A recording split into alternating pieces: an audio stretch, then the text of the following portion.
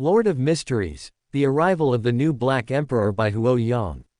Chapter 176-200. The next morning, Hobert bid farewell to Klein and left Tingen City on the first train to Backland.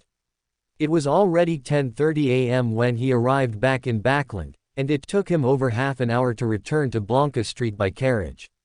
Miss Hugh and Furs were not home, but they had left a note for Hobert on the table, saying they would both be back by noon. After waiting for about 10 minutes, Furs returned first. She had found a job as a chef's apprentice at a restaurant on the next street. To be honest, this Miss Ryder, as long as she could overcome the temptation of her armchair, still had some drive. At noon, Furs cooked fried squid, which she had just learned. She sliced and cleaned the squid, mixed it with seasonings, and then deep-fried it in hot oil. The aroma could be smelled from the street. When Miss Hugh returned with bread, the squid was almost ready.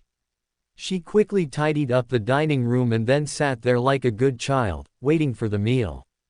After a few more minutes of busyness, Furs brought the squid to the table. None of them had a habit of praying, so they immediately began to eat. Hobert took a bite, and it tasted really good. The fresh flavor of the squid was brought out by the hot oil, and the seasonings removed the fishy smell, leaving only the smooth, fresh taste. But why was it bread again? Hobert decided that he would definitely bake some pancakes for dinner, or go out and buy some rice to make a rice meal. Thinking of this, Hobert felt a bit strange. Logically speaking, since there were cultivators in this world, why hadn't hybrid rice been cultivated yet? This made the price of rice much higher than that of flour and beans. Even the middle class dared not eat rice every meal. Amidst his random thoughts, Hobert quickly grabbed another piece of squid with his knife and fork, fearing that Miss Hugh would eat it all if he didn't hurry. This girl's figure remained in her teenage years, and her appetite also seemed to be stuck in her growing teenage years. After eating his fill, Hobert stood up and said, "I went to bed a bit late last night, and I'm still a bit tired. I'm going to catch up on some sleep. You don't need to buy bread tonight. I'll make something, I'll make a different kind of staple food." Miss Hugh and Furs agreed, and the two of them chatted while clearing the table. By the time Furs finished washing the dishes, Miss Hugh had already brewed tea. One recounted her experiences as an apprentice, while the other spoke of the tasks she had received today. Just then, there was a knock at the door. Miss Hugh looked out through the windowpane and saw a young girl with naturally curly golden hair and a young boy with short golden hair.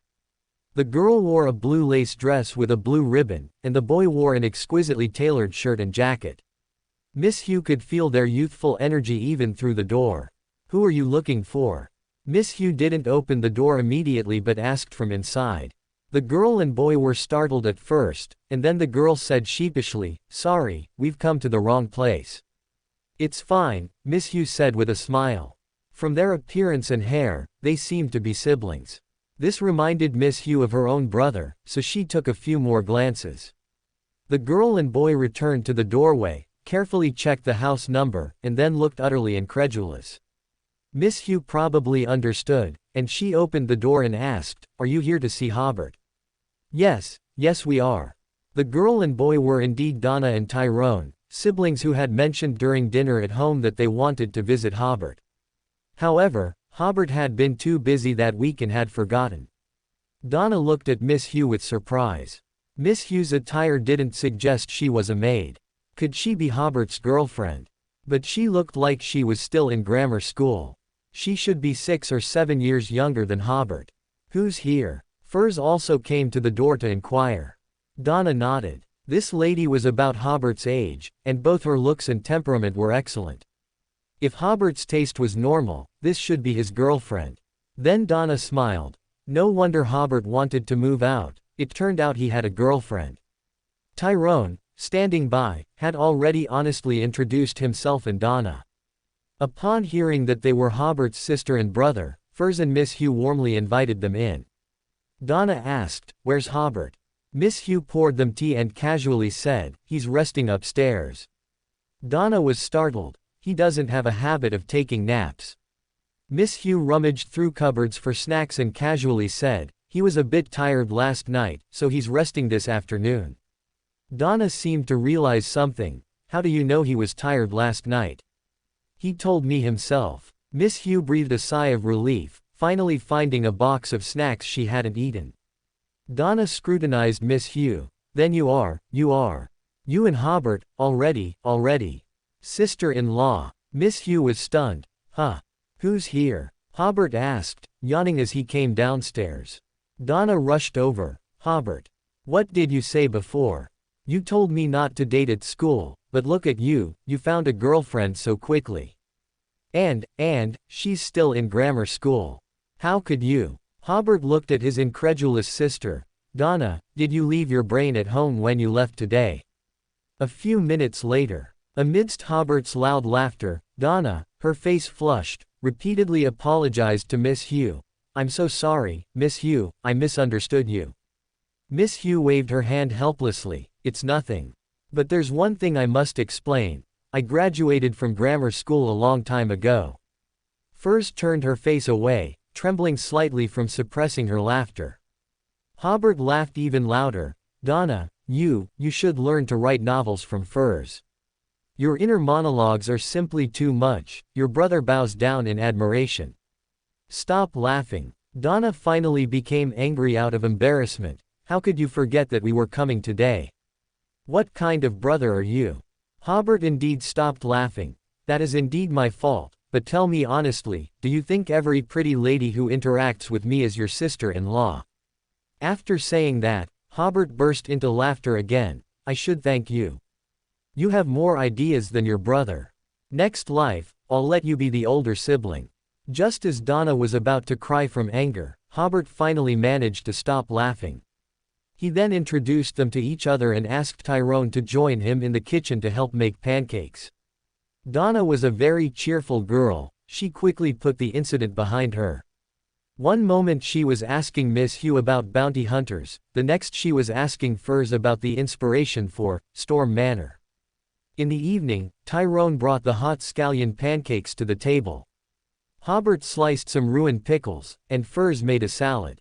Everyone praised Hobert's invented scallion pancakes, amazed that pancakes could taste so good with just scallions and oil. Ruined people generally ate savory pies and pizza, and while each had its own flavor, both pizza and savory pies were too cumbersome and greasy to make. Hobert, meanwhile, sighed inwardly, grateful that Rosal had left a path for future generations. In terms of cuisine, his inventions were not many. After eating their fill, Hobert saw Donna and Tyrone into their family carriage. Inside the carriage, Tyrone suddenly said, Hobert is very happy now. Yes, Donna unconsciously smiled. He's much happier than before. Perhaps he's found the life he wants. Hobert returned to his bedroom, rubbing his slightly sore stomach. Donna, that lively character, always managed to make him laugh heartily, and tonight he had laughed so much his stomach actually hurt a little. Just as Hobert was about to rest, he suddenly heard a prayer from the country of disorder. After becoming Sequence 7, the prayers were much clearer, and he could already distinguish the source of the voice. It was Elliot. After all, currently only 3 people knew the creator's honorific name, and among them, only Elliot was a devout believer. One of the other 2 was the king of traitors, and the other had simply disappeared. Hobert shook his head with a bitter smile, locked his door, and entered the country of disorder. Sitting on the Iron Throne, it was indeed the star representing Elliot that was flickering continuously. Hobert extended his spirituality and heard Elliot's voice. Great, the creator, Elder Calvin told me that from Sequence 7 onwards, the digestion speed of the potion would gradually slow down. At the same time, he taught me a shortcut for digesting the briber potion and also allowed me to read some valuable records from the family. In the ancient documents left by the family, I learned a shocking secret. It turns out our surname isn't Bach, but Trentsust, said to be descendants of the Night Emperor. Please, who is the Night Emperor? Is he related to the family's curse? We've been in no existence town for too long, and much extraordinary historical information has been lost. Additionally, my ancestor mentioned in the documents that bribing a god is a shortcut to digesting the briber potion. Elliot's tone suddenly became somewhat mournful. More than 10 years ago, my sister gave her extraordinary characteristic to me, and under the torment of the family curse, she completely lost her mind. May I pray to you to restore my sister's sanity, offer a sacrifice, and then ask you to grant my prayer. Hobert's first reaction was, can it be done this way? This is indeed a way to fully exploit loopholes. Then he began to consider whether he could fulfill Elliot's prayer. If it had been before, he wouldn't have been sure, but with the healing fork, Elliot's request was not so difficult. After a mental rehearsal, Hobert spoke in a supreme voice. The Night Emperor is one of the 4 emperors of the 4th epoch, and he has an association with your family's curse. He paused, then added, tomorrow morning, prepare the altar, the sacrifice, the auxiliary materials for the lawyer, potion, bring your sister to the altar, and then offer your prayer. He also really hoped to confirm whether this method was useful. If it was, he could try to bribe the fool. Hobert's situation was similar to Klein's. If Elliot's bribe to him, this empty shell, the creator, was effective, then theoretically, his bribe to the empty shell, the fool, would certainly also work. If Elliot's bribe to the creator was unsuccessful, it didn't matter. By then, the creator would have cured Elliot's sister, demonstrating the creator's power. Even if there were no signs of Elliot's potion being digested, that would be because Elliot was not devout enough or offered insufficient sacrifices. It certainly wouldn't be the creator's fault. Without the creator needing to remind him, Elliot would probably go reflect on his own. Thinking of this, Hobert was about to leave the country of disorder, when the corner of his eye caught a glimpse of the star representing Raft, still entangled with a red thread. Recalling that he hadn't observed Raft for some time, Hobert extended his spirituality. Like Christine, Raft was also a descendant of Tudor. Raft was sitting opposite 2 young women, but judging by their attire, these 2 women were not streetwalkers. Especially the short-haired woman on the left, who was holding a weapon that looked like a warhammer. Who holds a warhammer while entertaining clients? The woman sitting opposite Raft had long, golden hair, somewhat naturally curly, slim, and with beautiful features, but at the moment, she was furrowing her thick eyebrows. Don't come looking for me again. Hobert was startled. He seemed to smell the scent of a melodramatic play. The golden-haired woman said, I am just the daughter of a bastard, I'm not interested in the thoughts of you lords. Raft said, the Pound family once. The silver-haired woman holding the warhammer beside them, lightly, hammered the table, interrupting Raft, hasn't Jessica made herself clear enough? Listen to me, Jessica, Raft said, I've found hope for the Pound family's revival. We just need to cooperate, and the Pound family will surely reclaim its past glory. I won't make you help for nothing. How about the barbarian potion formula? As long as you help, I'll give you the barbarian potion formula. Jessica was clearly tempted. However, the silver-haired woman next to her reminded, you're being so generous. You must have ill intentions. Jessica also calmed down. Yes, I won't take your formula, and I don't want to see you again. The 2 women became more and more agitated, so Raft had to leave temporarily. Hobert withdrew his spirituality, shrugging his shoulders, having unexpectedly watched a family drama. South Continent, no existence town. After receiving the creator's reply, Elliot excitedly paced in place, circling the room several times before gradually calming down and carefully savoring the creator's answer. So the Night Emperor was one of the 4 emperors. He had heard of the 4 emperors, but he wasn't clear which 4 emperors they were. They must have been powerhouses of the 4th epoch. It seems there are still many questions to ask the creator for answers. Then Elliot went out, preparing to discuss with Calvin what kind of sacrifice would be good to offer the creator. North District, Backland, in a single apartment. Dai Li sat by the window, looking at the gloomy night view outside. On the table beside her lay the newspaper delivered yesterday. She had been very busy these past few days, only by fully immersing herself in work could she stop overthinking. So she only saw yesterday's newspaper today. In the most prominent position, there was a report about Hobert's victory in court. Dai Li looked at the newspaper again, and they say you don't have much sense of justice. Tingen City, after Elizabeth and Serena watched Melissa go home, the two of them took a carriage home together. To alleviate their friend's sadness, they had recently been accompanying Melissa shopping until very late. Serena asked Elizabeth, "Did you read yesterday's newspaper?" Elizabeth was startled and shook her head. Serena took out a rolled-up copy of Ruin Daily from her bag. "I knew you hadn't." Hobert won a widely publicized case in Backland. It's said that this victory will have a profound impact. Elizabeth immediately took the newspaper and began reading it under the streetlight. Serena continued beside her, "Hobert is the most remarkable person I've met. He's handsome, has a sense of justice, and knows so much about mysticism. Do you think he would agree if I asked him to be my mysticism teacher?" On the Backland subway, Klein opened the local newspaper he had just bought and was quickly drawn to one of the articles. After finishing the report about Hobert's successful lawsuit, he remained silent for a long time, not expecting Hobert to have such a side. This increased Klein's trust in Hobert. The followers of the creator often represent the intentions of the creator. Since Hobert was willing to defend the disadvantaged workers, it could indirectly show that the creator is not like evil gods such as the true creator. However, Klein still did not intend to contact Hobert, who was also in Backland. Immediately, he needed to calm down and think carefully about his next step. Waking up, Hobert saw the drizzling rain hitting the window. This seemed to be the first autumn rain, and people on the streets were already wearing coats and jackets.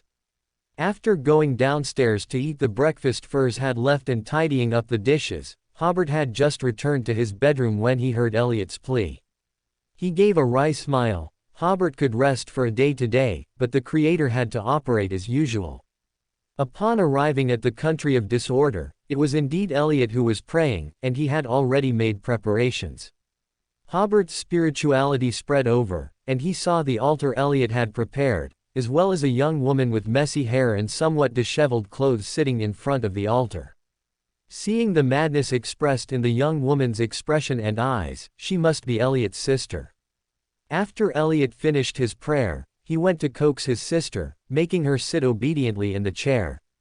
Hobert first used the method of self-sacrifice to bring the psychological spoon and healing fork to the country of disorder, then said to Elliot, "Let's begin." Elliot heard Hobert's instruction, soothed his sister a few more words, and immediately focused on praying before the altar. "Oh, creator of human order." After reciting the honorific name, he continued, "Your faithful servant begs for your favor. I beg you to help my sister Moira in front of the altar to escape her mad state." After hearing the plea, Hobert put a portion of lawyer and a portion of barbarian, extraordinary characteristic, which were initially crushed and re-aggregated during experiments, from the stone platform beside him into the crack of the bronze gate. Then Hobert said to Elliot, "Prepare the lawyer potion. You only have 10 minutes." Elliot in the real world was slightly stunned. Given Moira's current state, she would be unable to control the potion's power and would likely lose control the moment she drank it. However, out of trust in the creator, he immediately went to prepare the potion. While Elliot was preparing the potion, Hobert first used the psychological spoon to give Moira a psychological suggestion: ignore the mad whispers in her ears. Although such a psychological suggestion might only last for 10-odd minutes, it was completely sufficient. Next, Hobert used hypnosis on Moira to alleviate the mad state of her spiritual body and astral body. If there was the ability of soothing, the effect would be better, as hypnosis was not quite the right treatment, and its effect would only last for a period of time. Fortunately, Hobert now had the healing fork. After laying the groundwork, with one healing art, Moira's spiritual body began to recover. With another healing art, Moira's spiritual body became completely normal. Theoretically, at this point, the cursed whispers would immediately appear in Moira's ears, but because of the previous hypnosis and psychological suggestion, Moira would be clear-headed for 10 odd minutes. Using this time period, if she drank the lawyer potion, she would not be troubled by the curse for half a year. Moreover, Hobert generously gave the barbarian extraordinary characteristic to Elliot, which meant Moira would not hear the mad whispers from the curse for a full year. This year would be enough time for her spiritual body and astral body to completely relax and fully recover. Finally, Hobert collected the offerings on the altar into the country of disorder and continued to observe Elliot's potion digestion. While Elliot was preparing the potion, he felt waves of power descending. This relieved him. He knew that the Creator would not allow Moira to take the potion in such a state. Little Elliot. The potion was finally ready. Elliot was just about to examine his sister's condition when this voice suddenly entered his ears. Little Elliot was Elliot's nickname. No one had called him that since his father passed away. Elliot looked at Moira with a bit of disbelief. Her face held a smile, and her eyes were full of clarity. Is it really you? Little Elliot. The potion in his hand almost dropped to the ground. Elliot steadied himself before saying, yes, it's me, Moira. Little Elliot has grown up. Moira reached out to Elliot. Elliot then reacted and quickly went to his sister's side. Why are you crying? Moira caressed her brother's cheek. I'm not crying. Elliot hadn't even noticed that tears were already streaming down his face. Still the same as when you were little, crying and lying. Quick, drink the potion, Moira. Elliot finally remembered the main task. While you're clear-headed, control the potion's power. Although Moira didn't understand what was happening, she quickly decided to listen to her brother and drink the potion in one gulp. It took 1 or 2 minutes for Moira to control the potion's power. Elliot finally breathed a sigh of relief. At least Moira would be clear-headed for half a year. No, a year.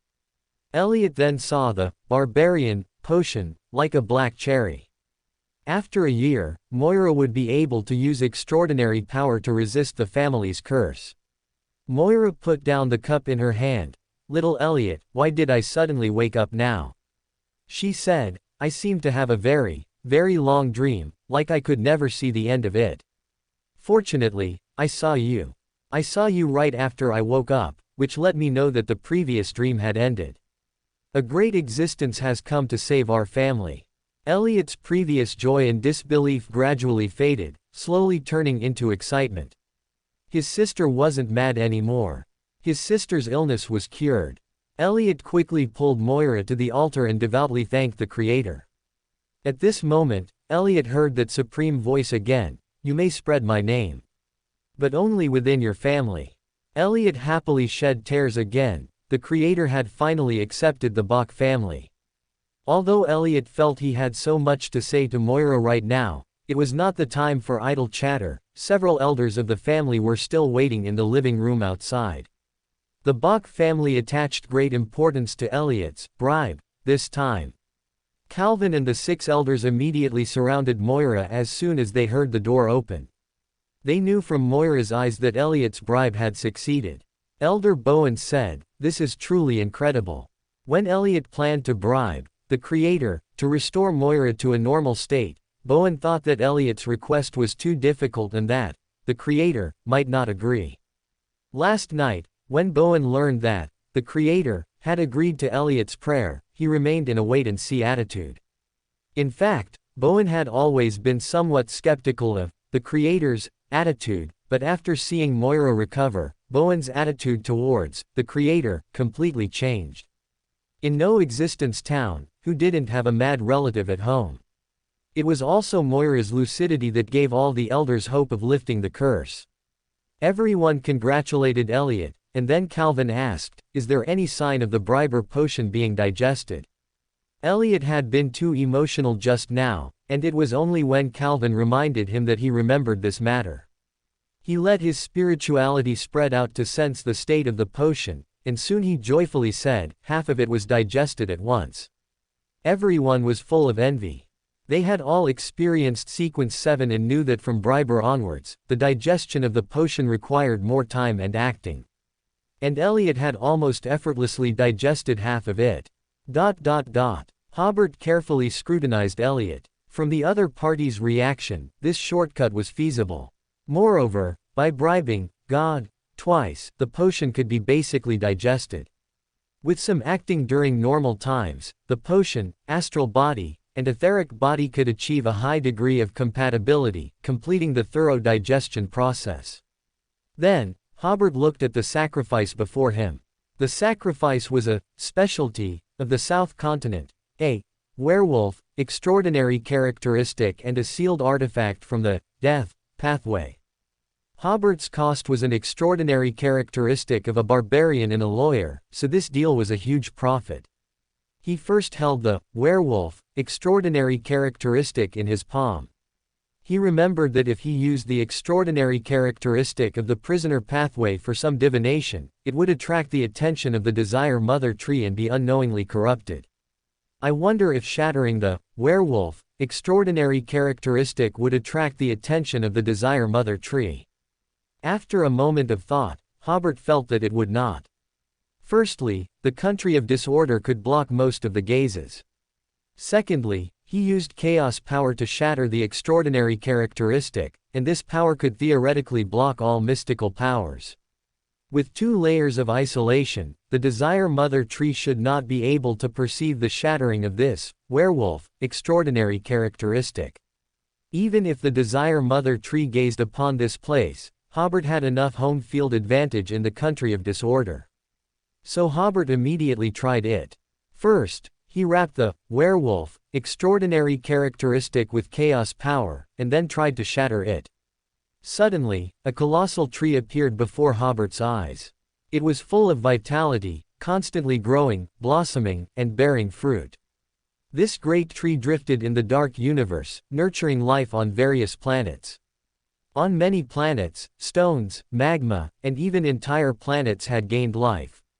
They merged and collided with each other, constantly giving birth to new life, and constantly destroying old life. Hobert was startled. This should be the true body of the Desire Mother Tree. He was about to end his operation when the image suddenly disappeared. The werewolf, extraordinary characteristic had been divided into 3 parts and began the process of recoagulation. Hobert then realized that it was not the Desire Mother Tree's gaze earlier, but rather the influence the Desire Mother Tree had exerted on this extraordinary characteristic. Before it was damaged, it formed some kind of connection with Hobert, allowing Hobert to see the past or present true body of the Desire Mother Tree. It was more likely that he saw the Desire Mother Tree in the past, because Hobert did not feel its gaze back. It was very likely the state of the Desire Mother Tree when it exerted its influence on this extraordinary characteristic. Looking at the extraordinary characteristic divided into 3, Hobert seemed to see 3 stacks of gold pounds. Then he summoned the sealed artifact into his hand and quickly understood its abilities using the authority of the country of disorder. Can hide in the spirit world for 60 seconds, temporarily avoiding enemy attacks, can make the holder very agile. Wearing this sealed artifact makes it easy to encounter ancient ruins or ancient tombs. The negative effects were, when hiding in the spirit world, you must not move, or you will be completely lost in the spirit world. Easily hated by undead creatures, the wearer will increasingly enjoy telling ghost stories, and the plots in the ghost stories are very likely to happen around the holder. Hobert first thought that this sealed artifact was probably equivalent to a grade 3 sealed artifact. He threw the sealed artifact onto the stone platform. This sealed artifact was not of much use to Hobert, perhaps its greatest use was easily encountering ancient ruins or ancient tombs. And there were considerable risks. He would leave it in the country of disorder for now and take it out when it was useful. Returning to the real world, Hobert stretched, looked at the fine rain hitting the window, and quietly enjoyed the state of his mind and body emptying. At noon, after Hobert had lunch with Furs, he returned to his bedroom to read a novel for a while. Around 2:50 p.m., he locked the door and drew the curtains to prepare for the tarot club. At exactly 3 o'clock, Hobert's vision was occupied by gray fog, and the giant's palace appeared in his sight. A new round of the tarot club began. Klein, who had activated his spirit vision, immediately noticed the Emperor's change, which greatly surprised Klein. The Emperor was already a sequence 7. Justice, Audrey, the Hanged Man, Alger, and the Sun, Derek did not immediately notice the change in Hobert. Audrey was about to greet them cheerfully, but Alger spoke first. Mr. Fool, I have collected a total of 19 pages of Rosal's diary this time. Here, I must thank you for sending your dear to help us eliminate Keelingers. These diaries are the reward I should pay. Klein smiled faintly. This conforms to the principle of equivalent exchange. Alger's attitude was somewhat humble. My current memory limit is 6 pages. Please allow me to give them to you in several installments. Klein, shrouded in thick gray fog, gently nodded, no problem. Then came the process of expression, and Klein's turn to read the diary. Audrey, sitting opposite Alger, was already excited. Keelingers was indeed eliminated by Mr. Fool's deer. Mr. Hanged Man's attitude might have become humble because he had seen Mr. Fool's powerful deer. Then she looked at the Sun. It's not surprising that Mr. Sun isn't surprised at all. After all, he is in the God-forsaken land. Mr. Emperor, however, was a bit surprised, but his surprise seemed a bit fake. Wait, something's not right with the Emperor's state. He couldn't have advanced again, could he? Audrey recalled that when Emperor joined the Tarot Club, he was still an ordinary person, but now he was already sequence 7. At that time, Audrey was already sequence 9, and she was still sequence 9 now.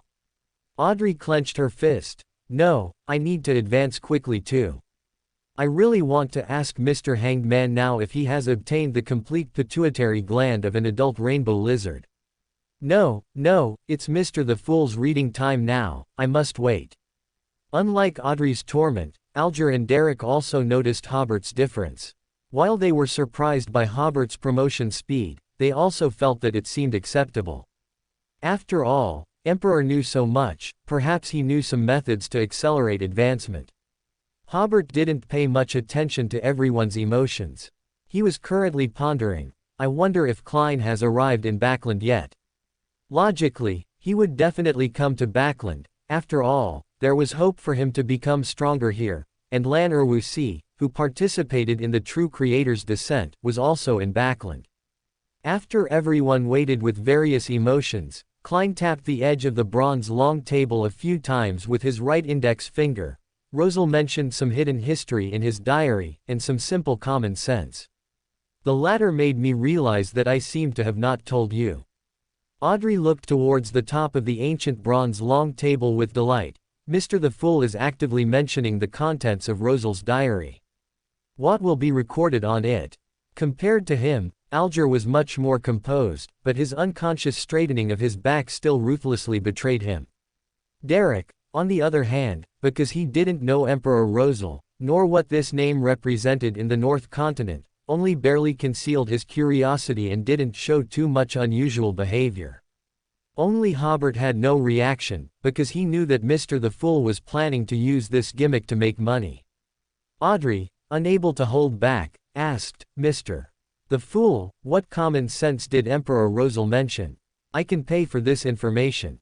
Klein chuckled and said, no need, these are all simple common sense. Seeing this part of the diary, as the convener of the Tarot Club, I think it is necessary for all of you to know. Of course, I am well aware that some of you have already mastered it. He was mainly referring to Emperor and the Sun. The former had terrifying knowledge reserves, while the latter lived in Silver City, where almost everyone was a Beander. Audrey responded, thank you so much. Mr. the Fool, you are truly too generous. Hobert, however, smiled slightly. Girl, you are still too young. You might not know that in the ad era, there was a saying called, the free ones are the most expensive. This is just a marketing tactic. Klein described in a calm tone. The first common sense is that most high-sequence Beyonders have relatively long lifespans. For example, Night Emperor, one of the 4 emperors who appeared in the 4th epic, was actually one person, not a collective term for several generations of emperors. Alger was first surprised, then he became excited. He had long had similar conjectures, and Mr. the Fool's words confirmed his previous conjectures. Yes, only an extremely long lifespan can accumulate power and enjoy the pleasure brought by power for a long time. Audrey, on the other hand, covered her mouth in shock. With her rich knowledge of history and mysticism, she naturally knew the four emperors, but only today did she learn that one of the four emperors was called Night Emperor, and that this historical figure from over 1,000 years ago was actually a high-sequence Beander and also quite long-lived. While overturning Audrey's perception, she also realized more deeply that she lived in a world full of extraordinary power. As an audience, she habitually looked at the Sun and Emperor. They both weren't surprised. That's right, the Sun's textbooks even contained the acting method. Who knew if Silver City's textbooks would contain other knowledge? Audrey asked Hobert, Mr. Emperor, do you also know Night Emperor? Hobert thought to himself, I know him too well. He smiled and said, yes, Night Emperor was the emperor of the Terenzost Empire. Audrey nodded, immediately feeling as if mystical knowledge and historical knowledge were combined. As for why the Sun, Derek, wasn't surprised, it was indeed because their textbooks had a simple description of angels. Klein added, the contradictions among the gods actually have internal causes. This involves the second common sense, the conservation of extraordinary characteristics within similar sequences. Audrey and Alger were both stunned and looked at Hobert. They naturally remembered Hobert's previous mention of the conservation of extraordinary characteristics, but why did Mr. the Fool's description add the phrase, within similar sequences? Hobert, on the other hand, twitched the corner of his mouth. He had been scooped by Mr. the Fool. He had originally planned to sell the knowledge of interchangeability of adjacent pathways for £1,000 as well.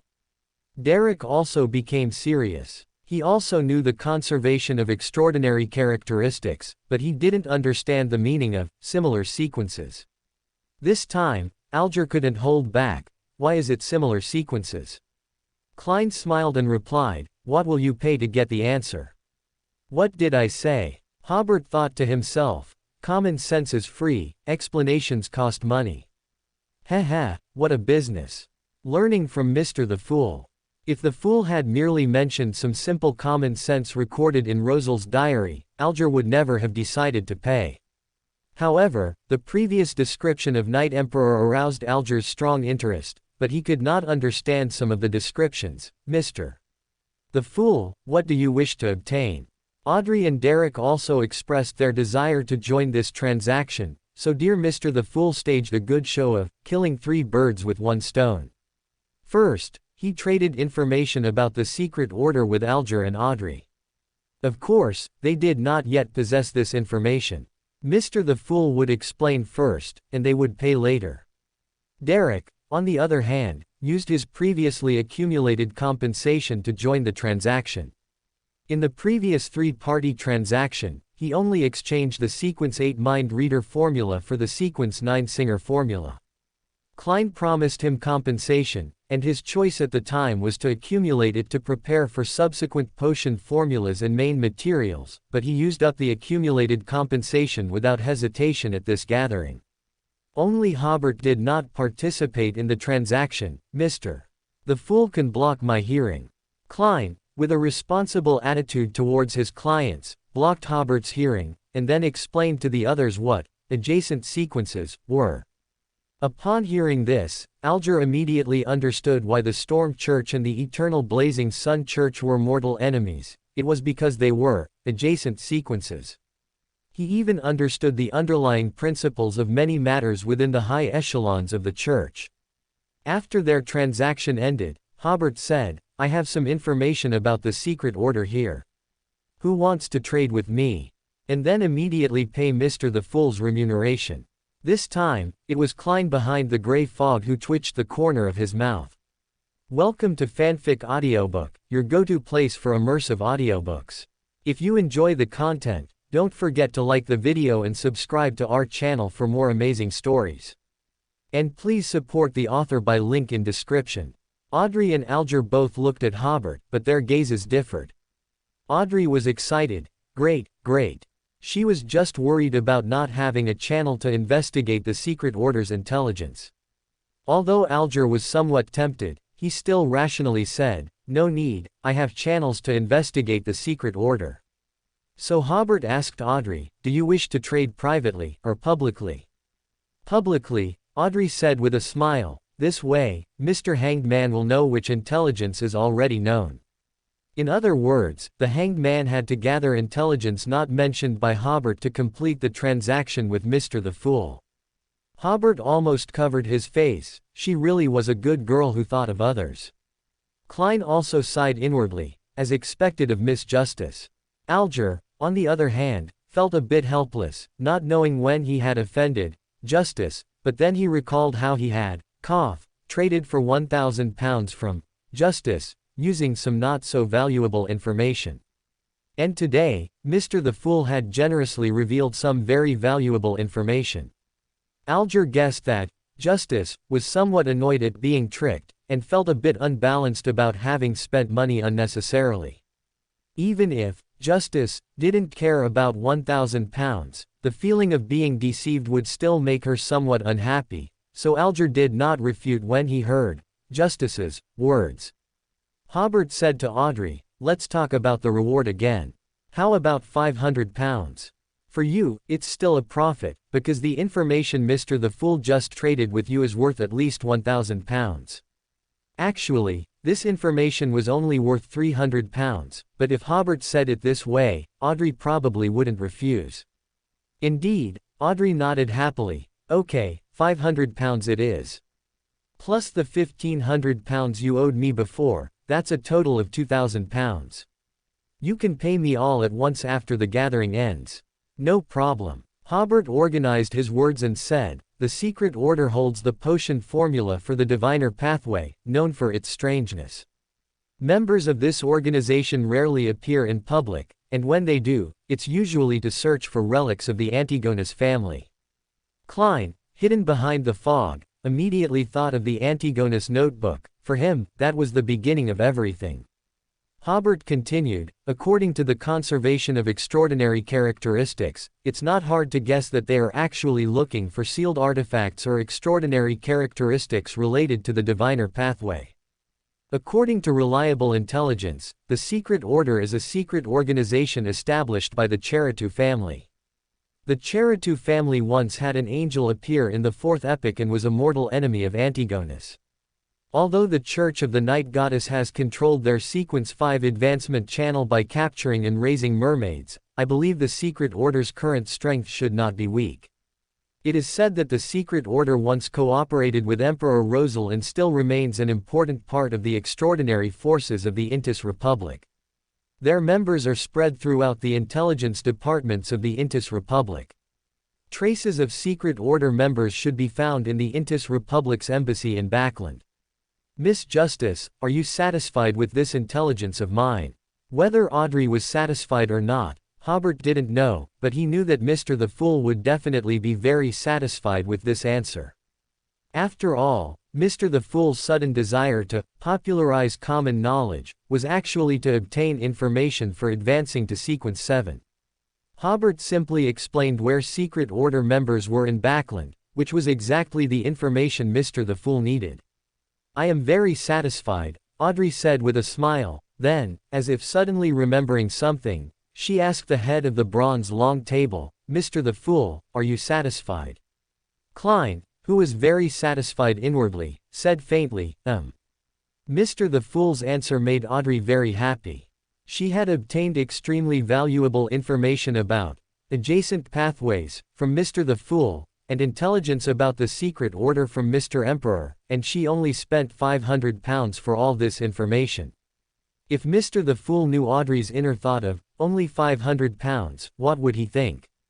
After the Secret Order transaction ended, Hobert said to Klein, respected Mr. the Fool, my next request does not mean to disrespect you.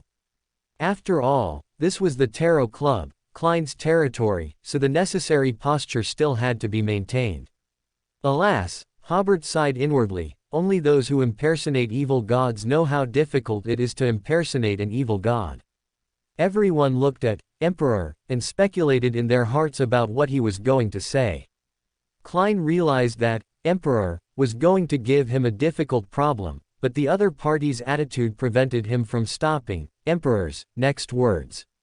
Hobert continued, I have just become a briber and have obtained a key piece of information. The briber potion can be quickly digested by bribing a god. Mr. the Fool, if possible, I hope to complete the digestion of the potion by bribing you. Klein's first reaction was the same as Hobert's when he first heard of this operation. He couldn't help but exclaim inwardly, I never thought there was such an operation. Alger was first shocked. Bribing a god. That's bribing a god. How dare he say it so easily? Then Alger recovered some rationality, but was still very surprised. What mysterious organization or extraordinary organization would have such a record of blaspheming a god? Finally, Alger suddenly breathed a sigh of relief. Originally, Emperor's astonishing knowledge base made me guess that he, like Mr. the Fool, was a hidden existence in the process of awakening. Now it seems he is merely a newly advanced Sequence 7. But the relief only lasted halfway. Alger was still shocked by the blasphemous suggestion of bribing a god. At the same time, he was also amazed by another thing. Emperor described it so confidently. Clearly he was very sure about this matter. So does that mean the organization, Emperor, belongs to has really bribed a god? And succeeded more than once. Audrey and Derek were also very surprised, but their focus of surprise was different. Audrey was amazed by the novelty of the mysterious world and had a feeling of, as expected, Emperor, indeed mastered many shortcuts for digesting potions. Derek, on the other hand, was surprised by Emperor's sequence. He dared to blaspheme a god in such a way, yet was not abandoned by the god. Hobert continued, Mr. the Fool, this does not mean blasphemy. You can see it as a prayer. I offered a sacrifice that satisfied you, and you agreed to my prayer, that's all. Alger laughed inwardly. Easier said than done.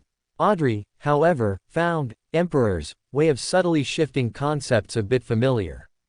Only Derek, who was less experienced, hadn't quite understood the cleverness of Hobert's words. This reminds me of some past events, Klein, hidden in the gray fog, said. He did recall fragmented descriptions about briber, and this sentence was a prelude to his next words. I can grant your request, but you must offer a sacrifice that satisfies me. Klein was also very curious if he could truly help the Emperor digest the potion. As for the fact that he was an imposter god and might not meet Hobert's needs, he and Hobert were on the same page. If it didn't work, that was your problem. What did it have to do with the great Mr. Fool? Hobert asked, Mr. Fool, what sacrifice do you wish to receive? Everything about 008, Klein said with a supreme voice, even the parts one already know are fine. For him, the biggest obstacle to avenging himself and his captain was Ince Zangwill, who might have already advanced to a demigod, and the 008 in his hands. Information about Ince's movements might be obtainable in the future, but 008 was a high-level secret of the Church. After leaving the Night Watcher squad, he had no channels to acquire such information.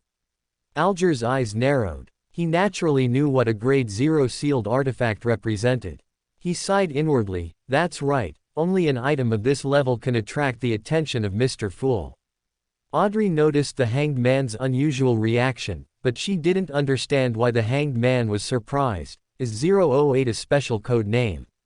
I really want to ask what's going on, but now is not a good time to ask. Derek, however, was not surprised.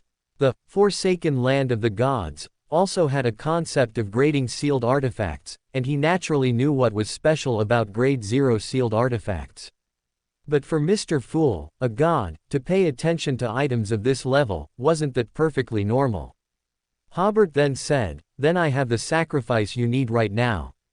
Why don't we start immediately? I will consult you on mysticism knowledge, and then offer information about 008 as a sacrifice. You can casually tell us some mysticism knowledge to complete the bribe process. Klein nodded slightly, all right. The other three were excited and a little thrilled, staring at Hobert without blinking, afraid to miss any of his movements. Hobert stood up and devoutly said to Klein in Hermes, Great Mr. Fool, your loyal admirer begs you to tell us some mysticism knowledge. I will offer the sacrifice that interests you. Klein also solemnly said, "Good." Suddenly, the gray fog in the giant hall seemed to be stirred by some force, circulating between Klein and Hobert. Hobert immediately felt his spirituality being watched and pulled by something. He continued, "The sacrifice I offer is all the information I know about 008. 008 is also called the pen of all-bringerhood. It is said to be the extraordinary characteristic condensed after the death of the nightmare dragon, Alisuhad. Its appearance is that of an ordinary quill pen. The stories it writes will all become reality. When you know it, it also knows you." Klein was a little surprised. The stories it writes will all become reality. When you know it, it also knows you. What a bizarre ability. This is a grade 0 sealed artifact. Fortunately, with the obstruction of the gray fog, Alger and the others did not see Mr. Fool's momentary loss of composure. Alger naturally knew that grade 0 sealed artifacts were high-level secrets within the church, so he listened very carefully. But when he heard about 008's abilities, a chill ran down his spine. Then he was filled with joy, happy to have learned such high-level intelligence. Derek was not very surprised, because dragons were once the Silver City's mortal enemies, so many legends and pieces of information about dragons circulated in the Silver City. He had heard a little about the heist sequence of this sequence.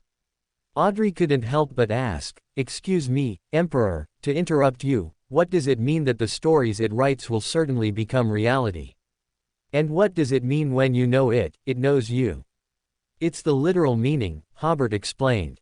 "For example, if it writes that someone will drown on a certain day, then on that day, many coincidences will certainly occur to make the drowning incident a reality." Audrey exclaimed in surprise, "How is that possible? Doesn't that mean the person who drowned didn't even know they died by the hand of a pen? Others would also think it was just an accident." "Miss Justice, anything is possible in the mystical world," Hobert said with a hint of amusement. "And the nightmare dragon, Alisuhad, is a sequence one of the spectator pathway." I, Miss Justice said excitedly, "I can also possess such an ability in the future." Hobert smiled, "Theoretically, yes. Both you and Susie have that possibility." Hobert continued to explain, "As for, when you know it, it also knows you, that is also the literal meaning. Once you know about 008, it will weave you into its story." Audrey was a little surprised. "I already know about 008, what should I do?" Hobert smiled, "Don't be nervous. With Mr. Fool's protection, 008 has no idea we are discussing it here. As long as we don't talk about it or think about it after we leave the Tarot Club, that's fine. If you become a psychologist, you can also hypnotize yourself to temporarily forget all information about 008, and then restore your memory when certain conditions are triggered." Hobert also reminded, "Additionally, 008's range of ability is a city. As long as you are not in the same city as it, even if you know of its existence, it cannot write you into its story." Audrey breathed a sigh of relief. But Hobert's next words made her anxious again. Hobert said, "According to information I inadvertently obtained, 008, which originally belonged to the Church of the Night Goddess, was stolen, and its current holder will very likely be heading to Backland soon. Then, what should I do?" Audrey asked anxiously. It was the first time she felt the tangible danger from the extraordinary world.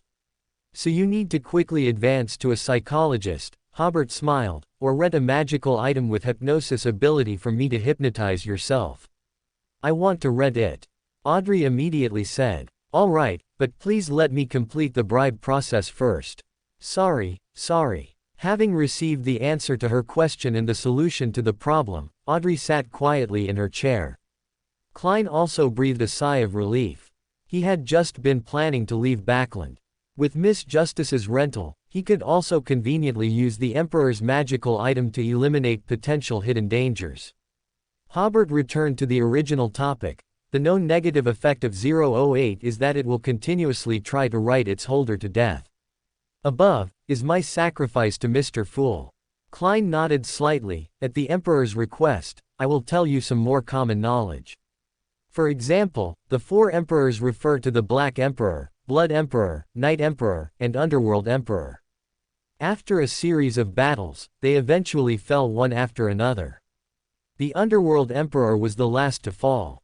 He gained a lot from the previous wars, but in the end, he went mad and became even stronger. Hearing the fool's words, Alger was startled, crazy, and also stronger. What does that mean? It is said that Blood Emperor was also in a semi-crazy state. Could this be a method for high-sequence Beyonders to become stronger? No, is it related to the extraordinary characteristic within them? Audrey was excited after hearing this. Today, she learned who the 4 emperors were, and it was very different from what was in her history textbooks. The most crucial thing was that the 4 emperors seemed to be from the same era, not successive emperors' empires as some textbooks depicted. Although Derek didn't know who the 4 emperors were, when the fool mentioned the Underworld Emperor, he recalled the former chief who built a mausoleum for himself and appeared less and less, and he worried about the chief's current state.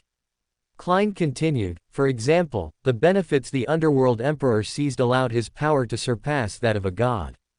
Alger's eyes narrowed, but he's still crazy. Alger looked at the fool. Yes, that's what the fool wants to convey. Even gods can go crazy. Audrey, however, focused on power surpassing that of a god. How can there be power that surpasses a god? This is such blasphemous talk. Oh, right, the fool is very likely also a god. Coming from him, it's not blasphemy. Derek frowned, still somewhat disbelieving that there could be power surpassing a god. Hobert respectfully said, "The fool, thank you for your grace. The information you provided far exceeds my offering." Klein smiled faintly, saying nothing and doing nothing, as if it were an insignificant matter. Immediately after, Hobert felt as if his spirituality had undergone some change, but because the etheric body where the sequence 7 potion resided was not in this space, he was unsure if his potion had been digested. Hobert smiled and said, "I really want to return to the real world now to see if the potion has been digested, but I still have a transaction to complete." It was then that Alger, Audrey, and Derek came to their senses. This was Hobert's process of bribing a god to help digest his potion. Was it because this thought was blasphemous that the fool gave such blasphemous knowledge? In fact, what they didn't know was, how could the fool have so many thoughts? It was just that these contents were mentioned in Rosel's diary he had just read. In any case, they were all shocked by everything they had just heard, and then they almost simultaneously exclaimed, "Only the Tarot Club has such high-level information exchange." Alger suddenly thought, "Emperor, a long time ago we talked about the Antigonus family. At that time, you said Antigonus had a very good relationship with 2 great figures, and you also said that knowing the names of those 2 great figures would bring disaster. Are they, or rather, are they on a similar level to 008? Are they high-sequence Beyonders of the spectator pathway?" Klein and Audrey also recalled that gathering one after another, and each had their own associations. Hobert nodded, "One of them is, and his status is even higher than 008. Alger exclaimed, "Higher than 008 status?" Audrey, on the other hand, exclaimed, "Is he still alive?" "Yes, he is still alive. Didn't the fool just say so? Many high-sequence Beyonders have a longer lifespan." Hobert replied, "As for Hanged Man's question, it's of significant value and requires a transaction." Alger had already made some guesses using his knowledge. "I don't need such a transaction for now." Hobert nodded, then said to Audrey, "Then let's talk about the transaction for leasing a magical item." He smiled and said, "Because of the fool's witnessing, only the Tarot Club can have such a leasing transaction. It's a magical item roughly equivalent to Sequence 6, and I've named it the Psychological Spoon. How about £60 for one use? After all, I also have to bear some risks." They had just been discussing topics like Sequence 1 and gods, and suddenly talking about Sequence 6 made everyone feel as if they had returned to reality. Klein immediately realized that this was a great opportunity for an experiment. He lightly tapped the edge of the long table with his finger and smiled, "On this matter, would you be willing to cooperate with me in an attempt?" Hobert was stunned. Could it be? Audrey had already nodded gracefully, I'd be happy to cooperate. She clearly remembered that the fool had only made attempts on 2 occasions, pulling her and the hanged man into this mysterious space, and providing a true name for them to try praying to. Both attempts were very successful and revealed some of his essence. Hobert said, I'd be happy to cooperate too. Klein smiled and said, this attempt will make your transactions simpler and safer, and sufficiently confidential. Hobert thought to himself, as expected, the Fool's Express is about to open. He had long anticipated this. Do you still remember the sacrificial ritual described by the Sun? Klein intentionally brought this up to show his openness. I remember, I usually have contact with such things. Alger answered honestly, but since Orthodox gods rarely responded to similar rituals, since the 5th epoch, the word sacrifice has often been equated with evil gods and demons. Klein said to Hobert, my idea is that you sacrifice the magical item to me through a ritual, and then I bestow it upon Miss Justice. This form of transaction is convenient for both of you. It can be done this way. Audrey was momentarily dumbfounded, feeling that it exceeded the limits of her imagination. But she quickly came to her senses, understanding the advantages of this method and the divine essence hidden beneath the seemingly simple operation. This made her exclaim, the Tarot Club is truly a high-level secret organization. Not only do we discuss gods, but we can also conduct transactions using divine methods. The next step was simple for Hobert. He often performed sacrifice and bestowal rituals to the great creator. It was just like playing house, playing by himself. Klein mainly taught Justice how to perform the ritual and gave the symbol of the Fool to Justice and Emperor. It was a mysterious symbol composed of a pupilless eye, symbolizing secrecy, and twisted lines, symbolizing change. Finally, Klein added, if you forget anything, you can pray to me, and then you will be able to recall it. Thanking the Fool again, Audrey smiled and said, I really want to end the gathering now and perform the ritual.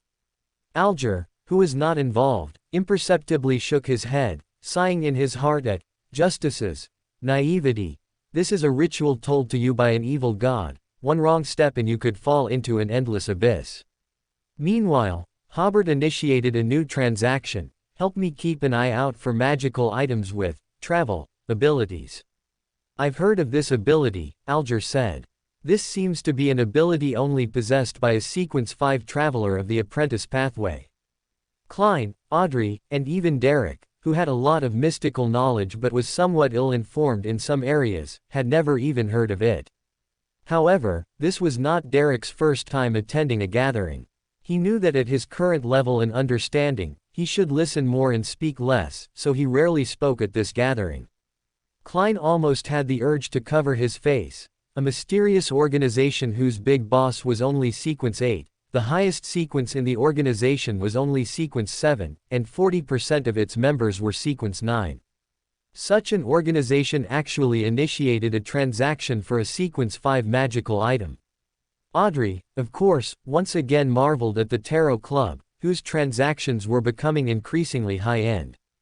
Alger continued, let's not even talk about the level of such magical items. The price will be very substantial, and there will be a premium. An extraordinary characteristic at Sequence 5 level is generally worth 5 or 6,000 pounds, but everyone knows that extraordinary characteristics of this level are in high demand but short supply, so a premium to 8,000 pounds is very normal. In addition, if it's a magical item, the premium will be another 1,000 pounds, and this rare ability will also have a premium. If you want to complete this transaction, you'll need to prepare at least 10,000 pounds. Klein immediately started a series of associations with, I have 10,000 pounds. For him now, this was still an unattainable price. Audrey, who had almost never worried about money, also sighed, the price of magical items is really high. Maybe more, Hobert said with emotion. I know its approximate price, so I'm working hard to save money for it. Alger shook his head imperceptibly. How could such a large sum of money be saved just by saying so? I'll help you keep an eye out. Audrey made the same promise, though she also didn't know through what channels she would keep an eye out. Then she asked, "Mr. Emperor, what exactly is the ability of travel?" "It allows you to reach your desired destination by traveling in the spirit world," Hobert briefly explained.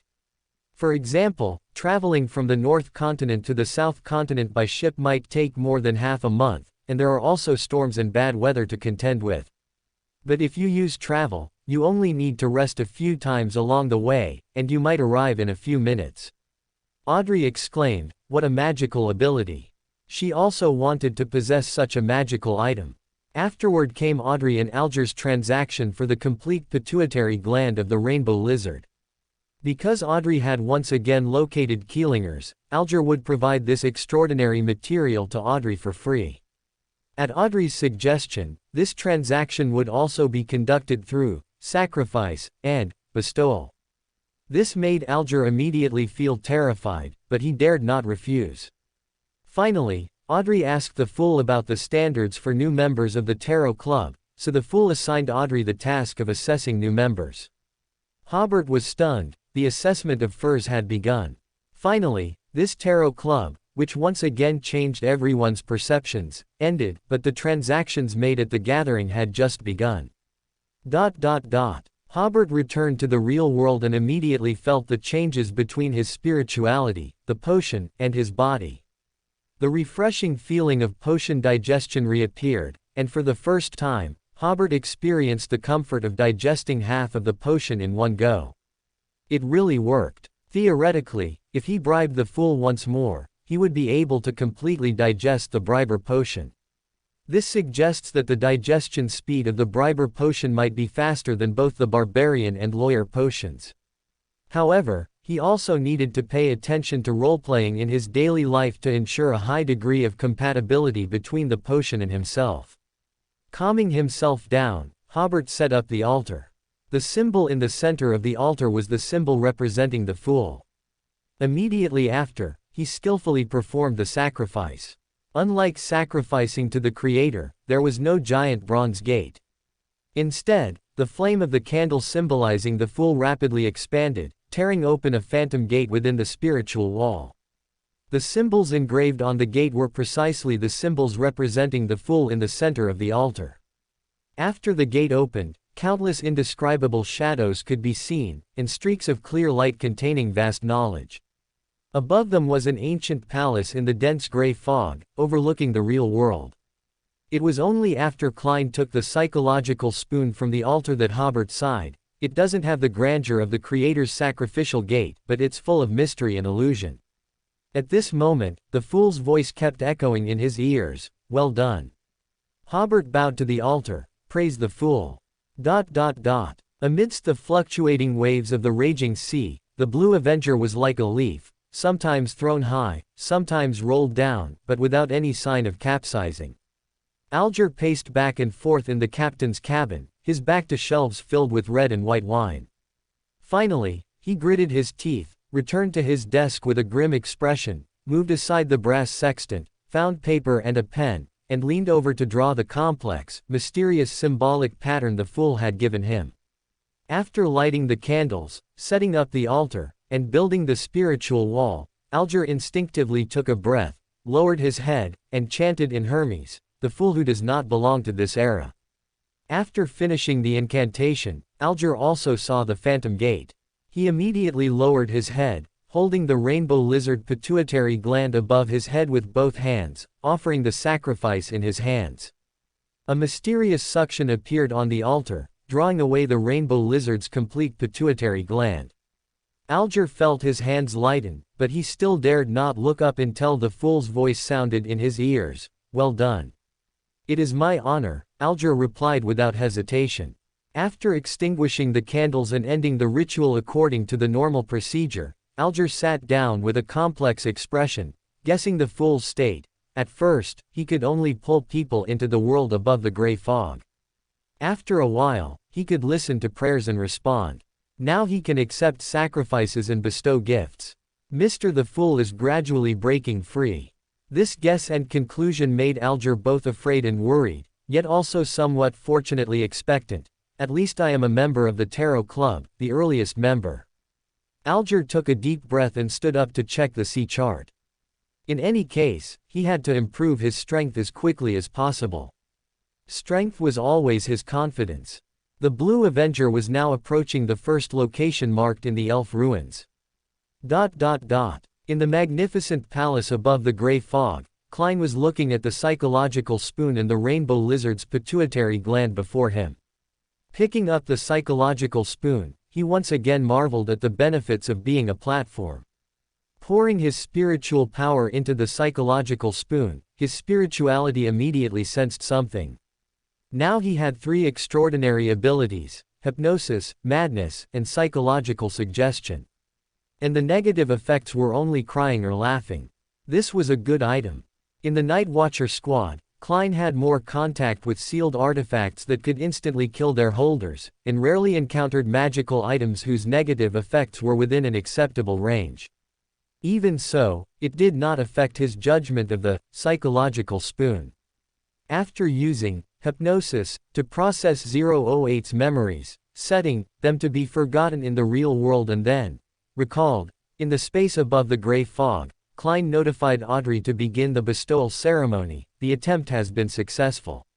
He said in a supreme voice, "When do you plan to hold the bestowal ceremony? The prerequisite is that there are no other Beyonders around you." Audrey was first excited when she heard the fool's notification. It really succeeded. Then she felt a little guilty. Does an extraordinary dog count? Thinking of this, she once again asked Susie to help her stand guard at the door, and then chanted the fool's honorific name, Mr. Fool. It can be done now. This was her first bestowal ceremony, so Audrey couldn't help but be cautious, repeatedly checking everything. Audrey only breathed a sigh of relief when the illusory bestowal door appeared, and curiously examined the mysterious door. Audrey only came back to her senses when the rainbow lizard's pituitary gland and the psychological spoon appeared on the altar. After praising Mr. Fool again, Audrey ended the ceremony and thought with a hint of pride, "Our tarot club is on a higher level than all secret organizations." She first picked up the psychological spoon, and, using the method previously taught by Emperor, extended her spirituality to this seemingly ordinary spoon. Through her spiritual perception, she immediately realized that she could use 3 extraordinary abilities: hypnosis, madness, and psychological suggestion. Is this a magical item? It's amazing. I really want to own it. I wonder if Emperor will sell it. It might be a bit impolite to ask directly. I'll try to inquire about it indirectly at the next gathering. Audrey first completed the hypnosis on herself, similar to Klein's operation, which was to forget all information about 008 in the real world, and then regain the memories of 008 when she returned to the gray fog. Theoretically, as a sequence 9, it should be difficult to fully utilize the psychological spoon, but Audrey was an audience, and had a very high compatibility with the psychological spoon, so the hypnosis effect was surprisingly good. Audrey reluctantly put down the psychological spoon, and then offered it along with the prepared gold soul to Mr. Fool through sacrifice, asking him to give it to Emperor. This month's pocket money is all gone, Audrey sighed. For her, taking out over 2,000 soul at once was not very difficult. After completing the sacrifice, Audrey picked up the soft object that was constantly changing colors and covered in ridges. Also, because they were of the same sequence, Audrey's spirituality knew without needing to verify its authenticity that this was the rainbow lizard's pituitary gland. She had already prepared the other materials, so a few minutes later, she held a bottle of liquid that constantly changed its luster. Audrey drank the potion, successfully passed the integration stage of the extraordinary characteristic, and was promoted. After using meditation to gather her scattered spirituality, Audrey opened the door and let Susie in.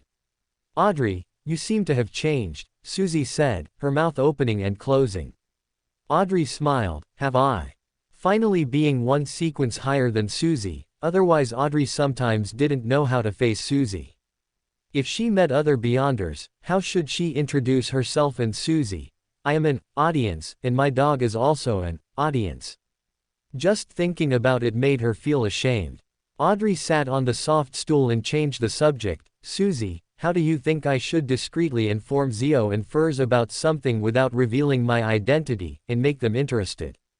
As soon as she finished speaking, Audrey also seriously considered the task Mr. Fool had given her. Then she looked at Susie, Susie looked at her, and finally Susie broke the silence. Audrey, I'm just a dog. Hobert saw the gold soul and the psychological spoon appear on the altar, praised the fool, and then picked up the money to count it. It was a total of 2060 soul, neither too much nor too little. Looking at the gloomy sky outside, Hobert finally overcame his laziness and deposited 2,000 soul of it into the bank. Now Hobert's savings had reached 4,800 soul, and he also had 91 soul and 7 soul in cash in his wallet.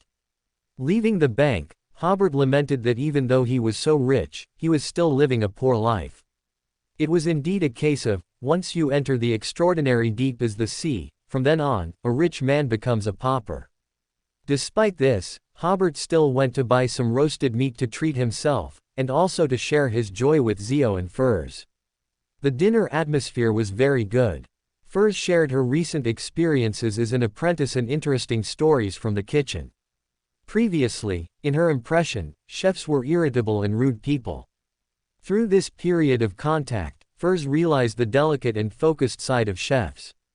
Because she had been diligently working as an apprentice, Furs felt that her mind was no longer so tense.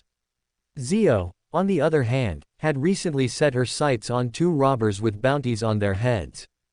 As soon as she determined their strength, she decided to act and apprehend them. The total bounty for the 2 of them was only 20 soul. From the amount of the bounty, it was unlikely that they were beyonders. In the evening, Hobert had a good night's sleep. The next morning, after breakfast, Hobert went to the law firm, ready to return to work. As soon as he arrived at the office, Hobert was a bit stunned, because his desk was covered with letters, a full 30 or 40 of them. A colleague next to him laughed. Hobert, you're a famous lawyer now. Hobert stacked the letters together. I don't know about famous or not, but I'll certainly be busy for the next few days. He immediately entered work mode, first making a simple categorization of the letters.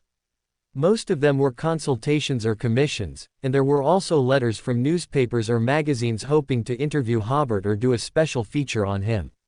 In addition, there was a letter from Eakins, the captain of the Mechanical Heart, and a letter from Lalofta, a member of the Night Watcher squad. Lalofta had arranged to meet him tomorrow afternoon at the Obsidian Bar. The letter was sent yesterday, which meant the actual meeting time was this afternoon.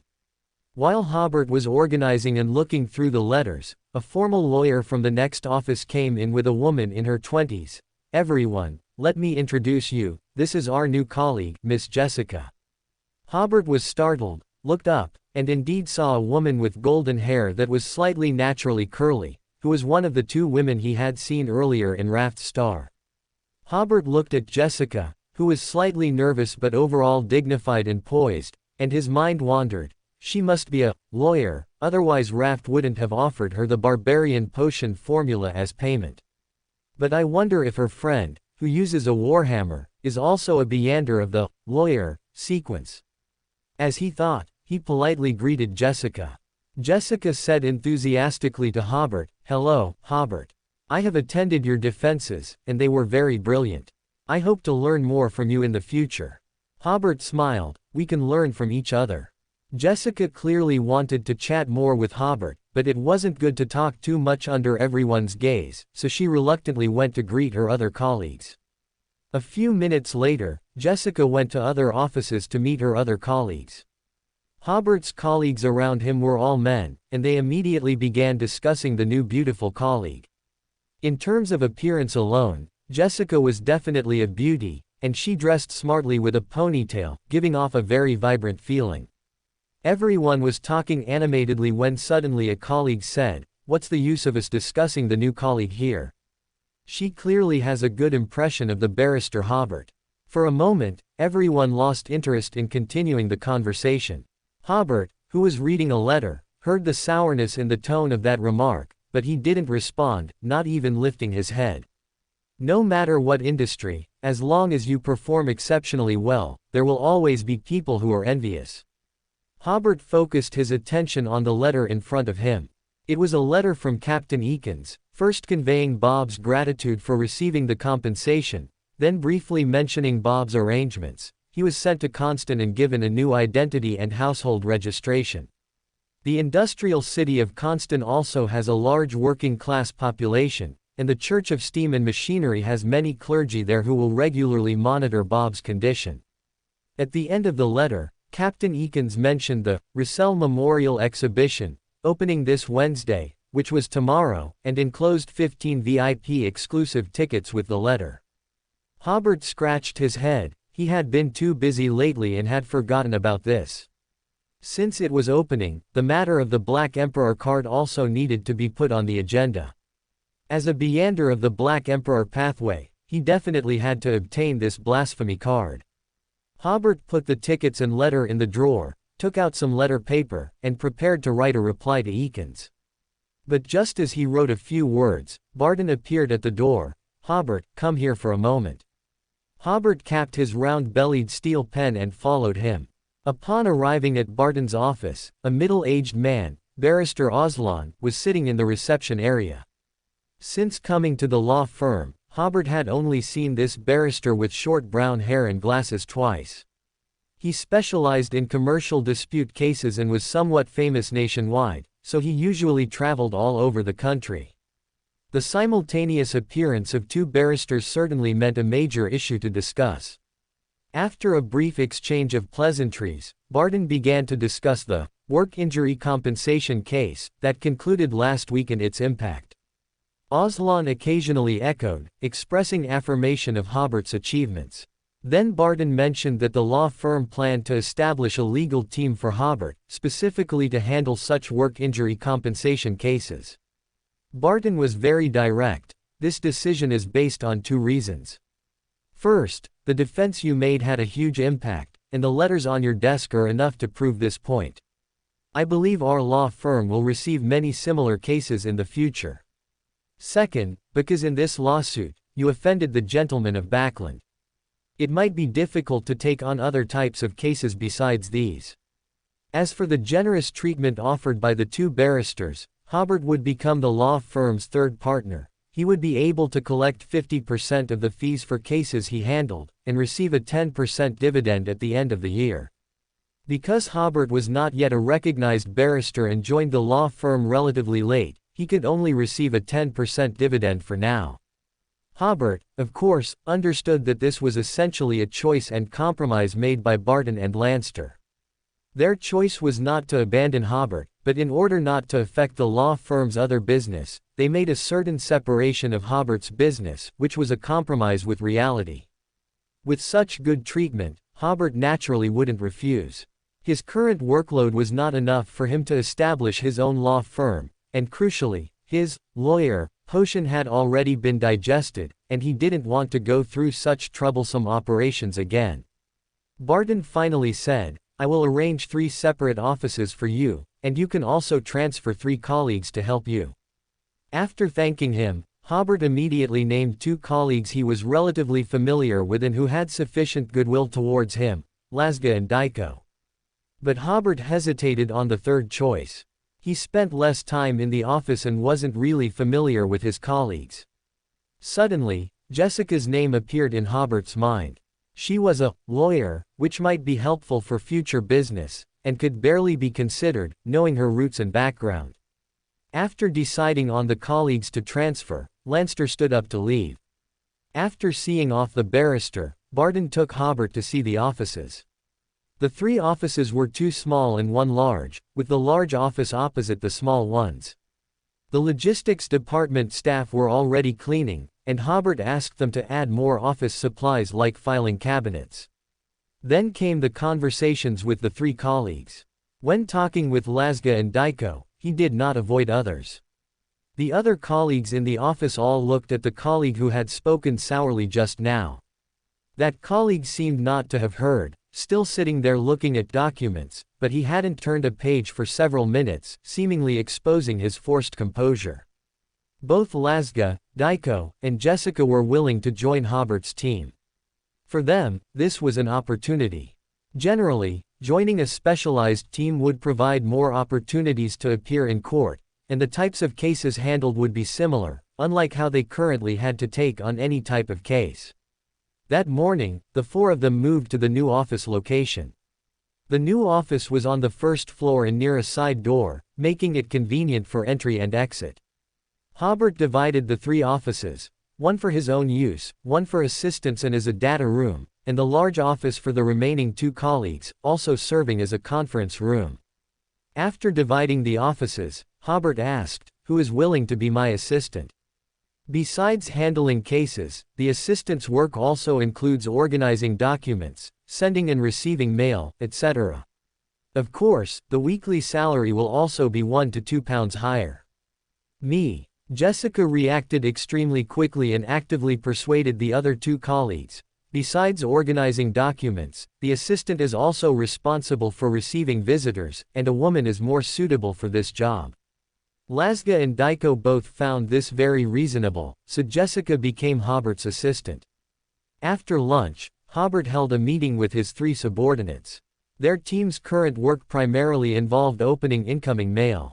Jessica was mainly responsible for reading and replying to letters from newspapers and magazines, and for formulating interview plans to invite reporters to complete interviews soon.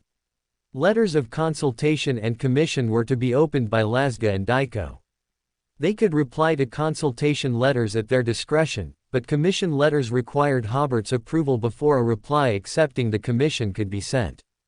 At the end of the meeting, Hobert announced that he would treat everyone to dinner that evening, marking the official establishment of their team. After arranging the work, Hobert returned to his office to write a reply to Eakins. While writing, Hobert suddenly remembered Ulysses's entrustment, so he wrote another letter to Elizabeth. In the letter, Hobert offered some toxic chicken soup, telling Elizabeth that death happens every day, and advising her not to dwell solely on sorrow and reverence for life, but to look forward. After finishing, Hobert handed both letters to Jessica, instructing her to mail them that afternoon. Then Hobert put on his trench coat, picked up his cane, and went to visit clients. He first walked back to the rented house and left a note for Hugh and Furs, telling them he wouldn't be back for dinner. Only then did Hobert take a hired carriage to the Obsidian Bar in the North District. He arrived about 10 minutes earlier than the agreed time, but Lolofta was already sitting at the bar, having ordered a beer, but hadn't taken a single sip. "You're here so early." Hobert put down his cane and also ordered a beer. "I had nothing to do today, so I came early." Lolofta took out an envelope. "This is your salary for last week. We pay salaries every Saturday afternoon. You can pick it up directly at Blackthorn Security Company, or we can mail it to you, but if you want it mailed, you need to write a written application." Hobert, of course, chose to have it mailed. He immediately took out paper and pen, wrote an application, and asked Lolofta to submit it on his behalf. The format and wording of official documents were largely similar, and Lolofta glanced at it before putting the application away.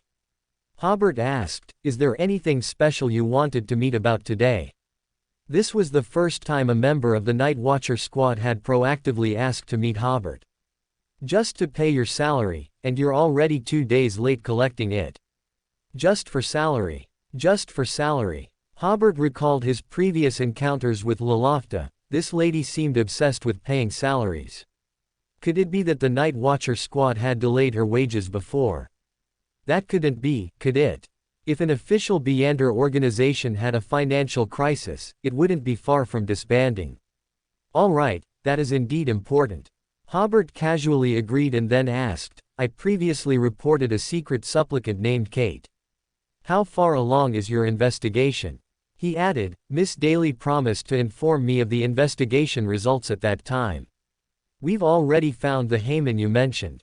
Lolofta looked around to ensure there were no other customers before saying, "He seems to still be in contact with 2 other Aurora Order members.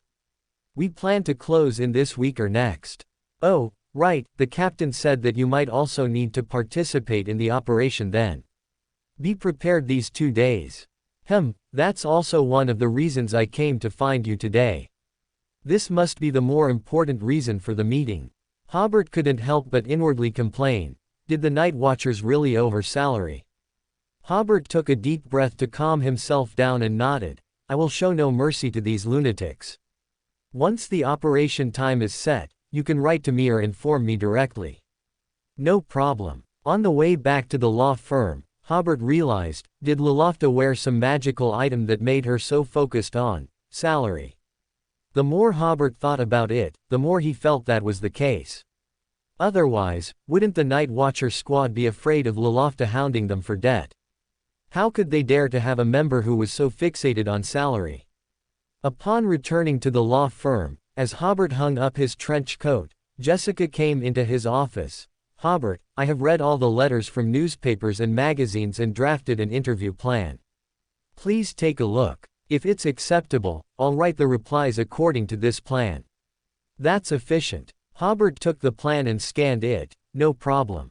Jessica said a little sheepishly, Hobert, do you have any extra tickets? Hobert was momentarily stunned before realizing Jessica was referring to tickets for the Russell Memorial Exhibition. Jessica continued to stammer, I have a friend who greatly admires Rosal, but we don't have a way to get VIP tickets for close-up viewing, so.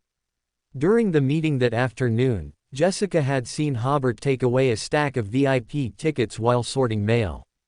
At the time, with two other colleagues present, she didn't feel comfortable asking. She hesitated for a long time that afternoon, feeling it wasn't good to make such a request on her first day of work, but thinking of her friend's happy smile, she decided to ask for a ticket for her friend. Yes. Hobert generously gave her 2 tickets. These tickets are the Church of Steam and Machinery's thanks to me. Jessica quickly thanked him, her joy evident. Returning to his desk, Hobert handled official business for over an hour before it was time to leave. Hobert's team went to a nearby restaurant for dinner. This gathering brought everyone much closer. However, the salary Hobert had just received that afternoon, £3.03, was already spent. Half a week's salary was gone. Now, Hobert suddenly understood why LotM valued salary so much, and the day it was paid. If a week's salary was spent in 2 days, wouldn't the remaining 5 days feel like eagerly awaiting the stars and the moon for payday? Wednesday, the opening day of the Russell Memorial Exhibition. Hobert was now the head of his department, so he no longer needed to ask for leave or go to the law firm. He could directly go out to visit clients. Arriving at the exhibition venue, the queue was already a sea of people. Hobert truly hadn't expected that Rosal, who had died over 100 years ago, would still have such great appeal. However, he also considered the lack of entertainment options in this era, making such memorial exhibitions very popular among all social strata. Because Hobert had VIP tickets, he could avoid queuing and enter directly through a side door, and he could view Rosal's former belongings up close. As soon as he entered, Hobert saw a member of Mechanical Heart who had once protected him. He knew the other party must be very busy today, so he just smiled and nodded at him, without going forward to chat.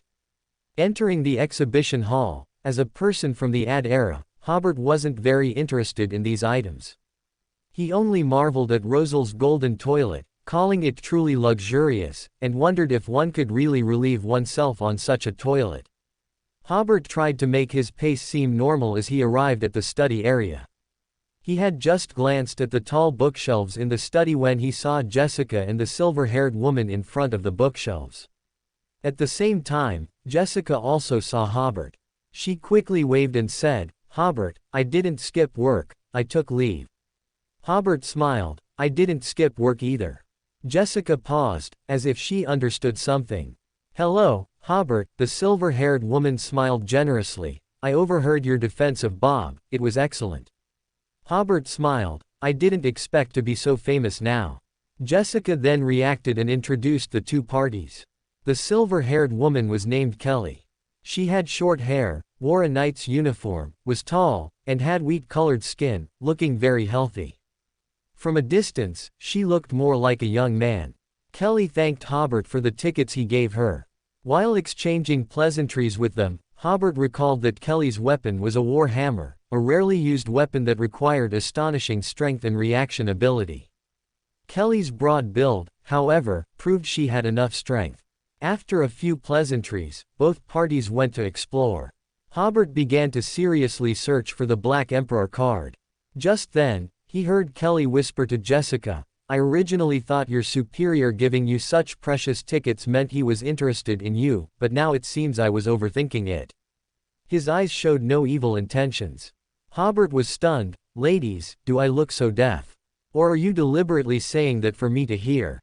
Jessica said, "Quiet, Kelly." Kelly, while flipping through a high-quality replica book prepared by the exhibition, casually said, "It's fine if he hears it, I'm complimenting him." "So you're relieved now, right?" "No, Jessica, for a woman, this is where you failed." Presumably, they were good friends like Hugh and Furs, which is why they spoke so casually. Hobert smiled and shook his head, then went to observe the bookmarks in the exhibition area from another angle. Although the VIP tickets allowed close observation of the exhibits, there was still some distance from the exhibits. Even so, Hobert's spirituality quickly discovered the Black Emperor card. He couldn't say why he had such a judgment, but he knew that bookmark was the Black Emperor card. Hobert pondered for a moment, then began to observe the structure of the exhibition hall, leaving only after 10 o'clock. Back at the office, Lasga and Daiko had already read all the commission letters and consultation letters. There were a total of 10 commission letters, which Hobert quickly scanned. All of them were within his team's scope of work. So Hobert picked the case that looked the most difficult to handle, and the other 9 relatively simple cases were distributed to the other members of the team. Hobert also allocated the consultation letters that needed replies, and then he returned to his office with the work he needed to handle himself. Although he appeared to be reading letters, he was actually thinking about how to steal the Black Emperor card. He had been thinking about this problem on the way back and already had some ideas. Hobert's first idea was to hypnosis a staff member and have the hypnotized person swap out the Black Emperor card, or complete the sacrifice in the exhibition hall. However, considering that this exhibition had the backing of the Church of Steam and Machinery, operations like hypnosis would be easily exposed, and he could be easily traced. The second method was to ask Furs to help him steal it. She had the ability to open doors and was now a magician who could easily divert people's attention. He could use the magician's techniques to steal it during the exhibition, and then use the open door to pass it out. Even if the anti-theft sealed artifact detected Furs's open door, because the blasphemy card would be passed out quickly, Furs only needed to leave the open door's location immediately. However, this plan could only be carried out during the day, when there were many people and it would be easy to be noticed. If discovered, it would also be easy to be targeted by the Mechanical Heart Squad. Hobert took a deep breath, recalling Kay's process of stealing the Black Emperor card, which involved summoning himself and entering the exhibition hall in spirit form. This method was simply impossible to replicate. Source Castle was above the spirit world and could relatively easily borrow the power of the spirit world, but the country of disorder might not have such an ability. After thinking for a moment, Hobert still decided to give it a try. He locked the office door. Such a summoning did not necessarily require an altar, but to increase the probability of success, Hobert still set up a simple altar on his desk, and then solemnly chanted in Hermes, "I, in my name, summon the creator of human order." After chanting the summoning spell, he immediately entered the country of disorder and saw a majestic bronze gate appear at the entrance of the grand hall he had built. At this time, the 2 bronze gates were slightly ajar, and he could roughly hear his own summoning. As his spirituality spread in, a huge suction pulled Hobert's entire spirit body inside. Hobert saw himself standing motionless in front of the altar, with a dull gaze. He was now in spirit form and could easily pass through all obstacles, unless a Beyander activated spirit vision, otherwise no one could see him. Hobert began to try to penetrate the walls and move further away. He saw Lasga and Cody discussing how to reply to letters. Penetrating the wall again, Hobert arrived on the street, but soon, he encountered an invisible barrier and could no longer advance. As he had envisioned, because Source Castle was above the spirit world, with the help of the spirit world, Kay's spirit body could move long distances through the spirit world, while the country of disorder did not have such a deep connection with the spirit world and could only support Hobert in this form to move about 20 meters away from his main body. Ending his self-summoning, Hobert left the country of disorder and returned to the real world, packing up the altar. Sitting back in his chair, Hobert sighed, "The method Kay used won't work for me." Then he suddenly thought of Medici's evil spirit. He could ask other spirits for help, but he would rather not have the Black Emperor card than ask Medici for help. Firstly, Medici was currently difficult to leave his territory, and secondly, this would only make the situation more complicated. So who to ask for help? Spirit world creatures. For example, finding a messenger of Kay's level, he believed that even if Miss Messenger carried ahead and directly broke into the exhibition hall to take the blasphemy card, Eakins would not dare to object. However, such spirit world creatures were hard to come by, so Hobert decided to think about other methods first. Teleportation statue. Hobert suddenly thought of the ability of this sealed artifact. The ability to teleport was very suitable for obtaining the Black Emperor card, and even swapping it out should not be a problem. But the problem was, once the ability of the teleportation statue was used, it would immediately be detected by Mechanical Heart, and they would definitely conduct an investigation. How could he avoid the investigation? Also, the Night Watcher squad had records that the teleportation statue was in his hands. Once his method was seen through by Mechanical Heart, it would be easy to expose himself. Hobert leaned against the back of his chair. If only he had Amon's methods, stealing things would be like playing. He pinched his temples, about to work to clear his head and postpone the card-stealing matter. Suddenly, Hobert thought of a solution. Raft should be used here. Hobert's thoughts immediately cleared up. From the moment he took control of the country of disorder, the star representing Lafite appeared in the pool in front of the Iron Throne. Before this, Hobert had not thought that this down-and-out baronet was of any use. Only today did he realize that this guy was to be used here. With this discarded piece, things would be much easier. Hobert immediately had a feasible plan. He rehearsed it several times in his mind and felt there were no obvious loopholes. After making up his mind, Hobert immediately got up, picked up his cane, and returned to 192 Blanca Street. This matter had to be completed as soon as possible, otherwise, in a few days, he might encounter Yellow Bebe, visiting the Roussel Memorial Exhibition, which would make the situation very complicated. Since both Zio and Furs were not present, Hobert returned to his room, locked the door, drew the curtains, entered the country of disorder, and brought the psychological spoon and psychic necklace into the country of disorder, by sacrificing himself to himself. On the star representing Lafite, a thin red thread was still entwined. Hobert's spirituality extended to the star. He saw Lafite struggling at the gambling table, and the ghost entwined around him was also watching the game, apparently also enjoying the pleasure brought by gambling. After careful observation, Hobert confirmed that the ghost's power on Lafite was still very weak, at most a clone of Medici's evil spirit.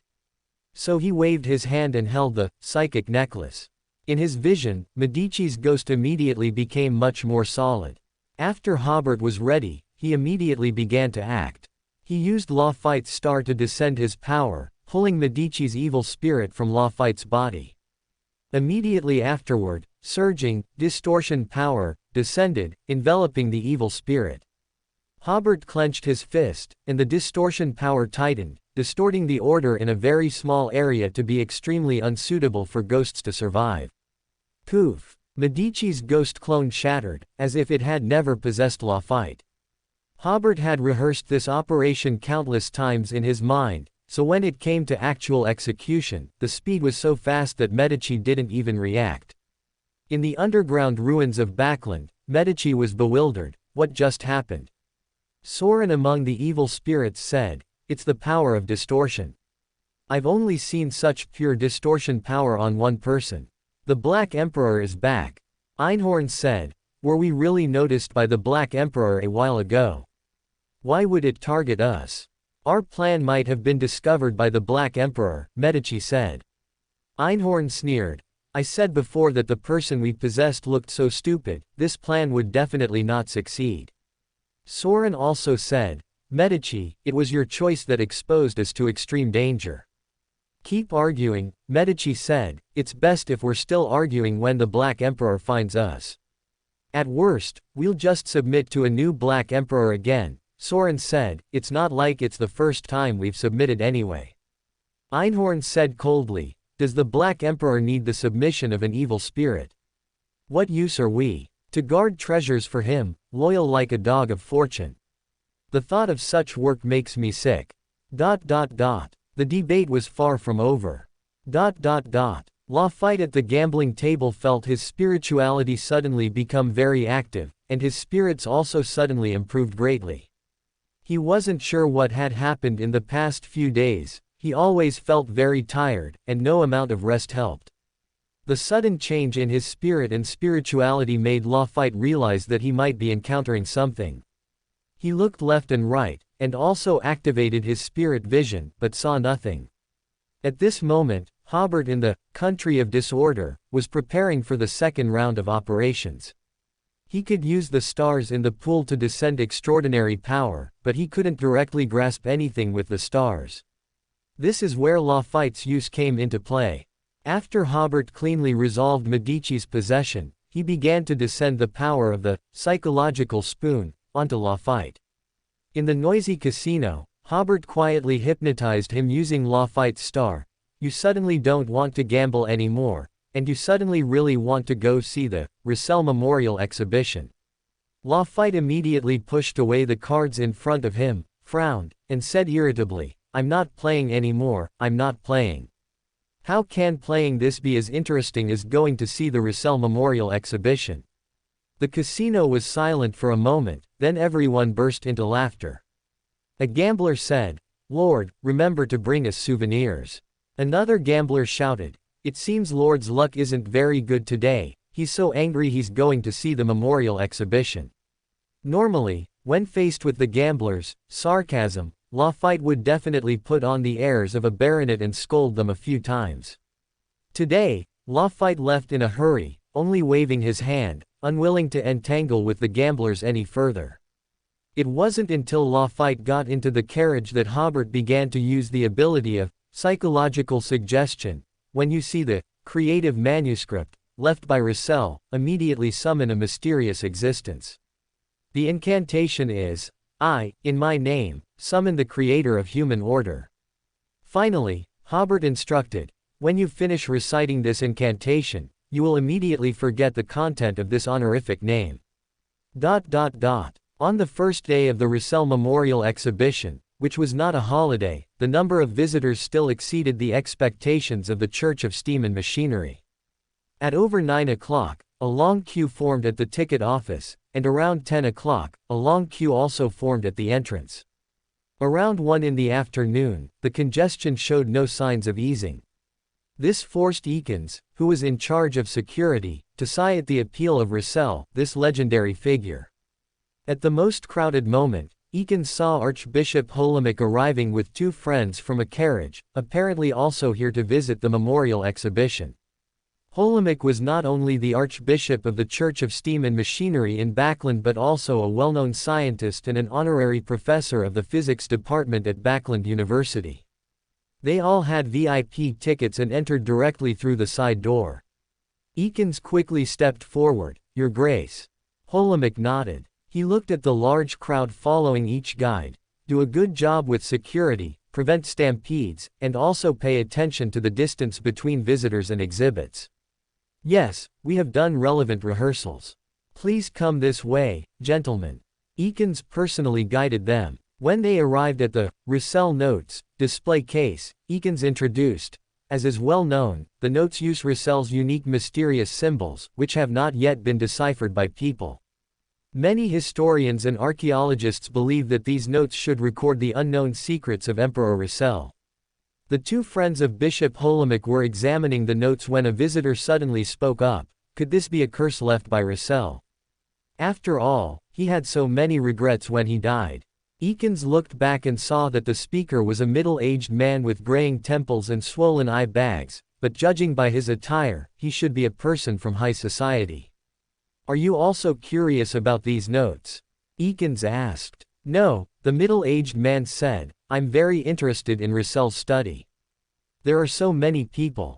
The middle-aged man, who did not have a VIP ticket, shouted, move aside, make way for Lord Lafite pound. Hobert, who had been paying attention to Lafite, smiled inwardly at this scene. Lord Lafite came to be the discarded piece. Hobert was a little nervous when he saw Eakins, afraid that he would notice his gaze. However, he quickly realized that the kind old man with a soft hat beside Eakins was more threatening than Eakins. Hobert couldn't help but think, it can't be that unlucky, running into the Archbishop of the Church of Steam and Machinery, right? Fortunately, the old man, Holomic, only seemed to notice something and looked at Raft a few more times. This was why Hobert used psychological suggestion instead of hypnosis. Although hypnosis was more effective, people who had been hypnotized would always show some abnormalities in their words and actions. Using psychological suggestion was much better, as it was difficult for security personnel to detect. Because of Raft's shout, people quickly made way for him. Eakins smiled and continued to explain to the Archbishop and his two friends.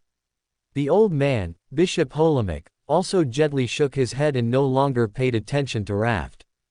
Hobert breathed a sigh of relief and followed Raft into the study area. The study area was a distance from the notes area, and Hobert re-rehearsed the plan, feeling that even with Eakins and the old man present, he was still confident in obtaining the Black Emperor card. So the plan continued. Hobert knew that once such a plan began to be implemented, as long as it had not completely failed, it had to continue. If he started over, other problems might arise. Jessica and Kelly would not be driven away because they had VIP tickets. So Kelly simply skipped lunch, flipping through the high-fidelity creative manuscript provided by the exhibition hall while furiously taking notes in her notebook. Jessica also helped her friend organize her notes, and accidentally, she saw Raft. Jessica quickly pulled Kelly and pointed to Raft. Kelly said coldly, if he dares to bother us here, I'll kick him out. The two of them stared coldly at Raft, but strangely, Raft clearly saw them but immediately averted his gaze. Jessica also noticed this, he seems to be looking for something. Seeing Raft's gaze stop at the original creative manuscript, Kelly sneered, how can a scumbag like him know what creativity is? But then, the two ladies seemed to sense that something was wrong with Raft. He lowered his head as if praying, but soon, a surging power descended, tearing open a space above Raft's head, and then, two majestic bronze doors appeared in the two ladies' vision. Immediately after, a terrifying force swept up the original creative manuscript. The crowd suddenly became chaotic. Although ordinary people could not see the two giant bronze doors, they could feel the powerful oppressive force emanating from them, and their not-so-sharp spirituality also made their spirits fearful and panicked, running around with their heads in their hands. The exhibition scene, which had just been peaceful, suddenly filled with screams and cries. Kelly's eyes narrowed. Some hidden existence wants to steal Rosal's creative manuscript. This can no longer be called stealing, Jessica said with a helpless smile, this was simply robbery. In another exhibition hall, Holomic seemed to realize something and immediately went to the study area. But there were too many people, and they were running around in panic, so Holomic couldn't get in at all. Holomic extended his right index finger, the fingertip opened, revealing the sharp thorn inside. Pointing upwards, the sharp thorn in the fingertip launched a thin steel cable, nailing it to the ceiling. Holomic clenched his fist and used the pull of the rope to rise into the air, flying over the heads of the crowd. Entering the study area, Holomic first saw the majestic bronze giant door, and then he saw a black, blurry, spirit-like figure steadily catching the creative manuscript that had been swept up. Holomic opened his left palm, revealing a small caliber muzzle in his palm, but there were too many people around, and so many exhibits, which made Holomic hesitate slightly. It was this hesitation that gave the Black Shadow time to bow slightly to Holomic, and then, disappear. At the same time, the bronze giant door also disappeared instantly, and the oppressive, terrifying power vanished without a trace. Holomic's pupils changed from black to blue, but he still couldn't find the Black Shadow. His pupils then turned red, and he still didn't see the Black Shadow. Holomic landed on the ground, surveying his surroundings, hoping to find some clues. Finally, his gaze fell on Raft, who was looking bewildered and also running around with his head in his hands, following the crowd. Raft's bewildered and helpless expression was the most striking thing, because everyone else's expressions were panic and fear. Holomic ordered the security personnel to arrest Raft. "What did you just do?" "I don't know," Raft said with a bewildered expression. "Wasn't I at the casino? Why am I here?" Holomic tightly grasped Raft's wrist and stared motionlessly at Raft, as if to see through his soul. Raft immediately showed a very pained expression. 3 seconds later, Holomic let go of Raft's hand. "He's been hypnotized." How Raft would escape was completely out of Hobert's consideration. Because of the existence of the country of disorder, divination would also be blocked, and no one knew what connection the hidden existence who took the creative manuscript from the Russell Memorial Exhibition in plain sight had with Hobert. Hobert on the Iron Throne opened the creative manuscript and searched for the bookmark inside. "This one is so ugly, what is this blob drawn? Why are the scribbles on these bookmarks so ugly?" Only 2 were drawn quite well, one of which was the Black Emperor card, depicting Rosal sitting on a throne. Even in the country of disorder, one could not feel the specialness of the Black Emperor card, but Hobert's spirituality could vaguely sense that this bookmark seemed somewhat special. Bernadette. Hobert chanted the incantation in Hermes, and the bookmark in his hand suddenly sank, emitting a clear radiance. On the card, the image of Emperor Rosal became more three-dimensional and realistic. He sat on an ancient stone throne, wearing a black crown inlaid with various gems, clad in paint black armor, covered by a black cloak, holding a scepter, and looking forward with cold eyes. The originally flat card became like a notebook with thickness, and star-like characters condensed in the upper left corner of the card. Sequence 0, Black Emperor. Finally, it's in my hands. Hobert smiled and immediately looked at the blasphemy card, skipping the parts from sequence 9 to sequence 6, and directly looking at the sequences above that. Sequence 5, Chaos Mentor. Order and chaos are both opposites and mutually inclusive. There are codes of chaos within order. When people are tired of chaos, order will inevitably appear. The meander of this sequence can plunge the order of a certain area into chaos. He will become very dignified, making people unconsciously submit to him. They already have their own unique understanding of order, distortion, and chaos. Usually, they will teach a few students to spread their understanding of order and distortion, and to verify their own ideas.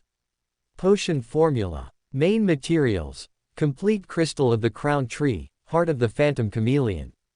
Auxiliary materials. 10 ml of crown tree sap, 1 black gigant flower, 10 grams of dragon pattern tree bark, 80 ml of white wine aged for more than 3 years. Ritual. Must have a territory of one's own, and consume the potion within the territory amidst the heartfelt support and recognition of the populace. Hobert was somewhat surprised to see the content on the blasphemy card, not expecting it to describe the various sequences. The first part of the description provided guidance on how to act, while the second part described the main abilities of that sequence and people's impressions of beyonders of that sequence. Excellent value for money. Absolutely excellent value for money. For Hobert, it was just a small account that was wasted, but he obtained the complete sequence potion formula for himself, as well as so much valuable information. He quickly looked at the content that followed. Sequence 4, Fallen Earl. Main ingredients. All the essence of a black mist lord tree, a complete brain of a 6-legged sprite. Auxiliary ingredients. 20 ml of black mist lord tree sap, 12 grams of 6-legged sprite bone marrow, 15 grams of Atlanta flower powder, 70 ml of white wine aged for over 10 years. Ritual. Orchestrate a conspiracy about power, where the victim's strength must be at the same level as, or higher than, the orchestrators. In this conspiracy, obtain all the authority and wealth of the victim, and consume the potion amidst the victim's despair and pain, and the support of the people belonging to the victim. Hobert was stunned. Why was there no related description for Sequence 4? He looked further back, and Sequence 3 Mad Mage also had no description. It seemed that the related descriptions for sequences only went up to Sequence 5. Then Hobert reread the advancement rituals for Sequence 5 and Sequence 4. Sequence 6 was Corrupted Baron, which meant that the people in the territory had to be corrupted, but when advancing, they still had to genuinely support him. No, Hobert suddenly thought. Corrupted generally wouldn't apply to the populace. Generally, corrupted would apply to colleagues or superiors. Hobert had an idea of how to act as a baron. Corrupt superiors treat the common people well. Sometimes even if they are treated well, they might not necessarily be supported. Hobert thought to himself, the core of acting is there, now all that's missing is the title of baron and a territory. It sounds as if he could take up a post in some baron's territory at any time. As for the Sequence 4 advancement ritual, Hobert seemed to remember that the ancient name for Sequence 5 inches Chaos Mentor was something like Viscount. In other words, a Viscount has to seize the territory and authority of another Viscount to complete the ritual. This really is the rebellion pathway. Hobert wondered if he should find some time to seriously recall the content of selected works of Mao. After pondering for a while, Hobert realized that instead of considering these rituals, he should rather think about how to become a baron. Then Hobert went to look at the description for Sequence 7 again. Order cannot be shaken, but it is possible to create loopholes in order and rules that favor oneself by bribing the agents of order. Order is not meant to be obeyed, its existence merely tells people, when your power is not yet strong enough, you must learn to obey the arrangements of the strong. Beyonders of this sequence may not be bad people, but they will always exhibit characteristics such as flattery and fawning. Anything he gives may be a form of bribe. A true briber has already understood the true meaning of loopholes. The true meaning of loopholes. Hobert keenly caught the keyword, because it required understanding. The true meaning of loopholes, the extraordinary ability of finding loopholes, which was present from Sequence 9, had not become correspondingly stronger. He immediately realized that this was something to pay attention to in future acting. As for the manifestations of flattery and fawning, Hobert estimated that it should be an occupational hazard when acting as a briber, but Hobert himself could avoid such manifestations because he found a shortcut to acting: bribing gods.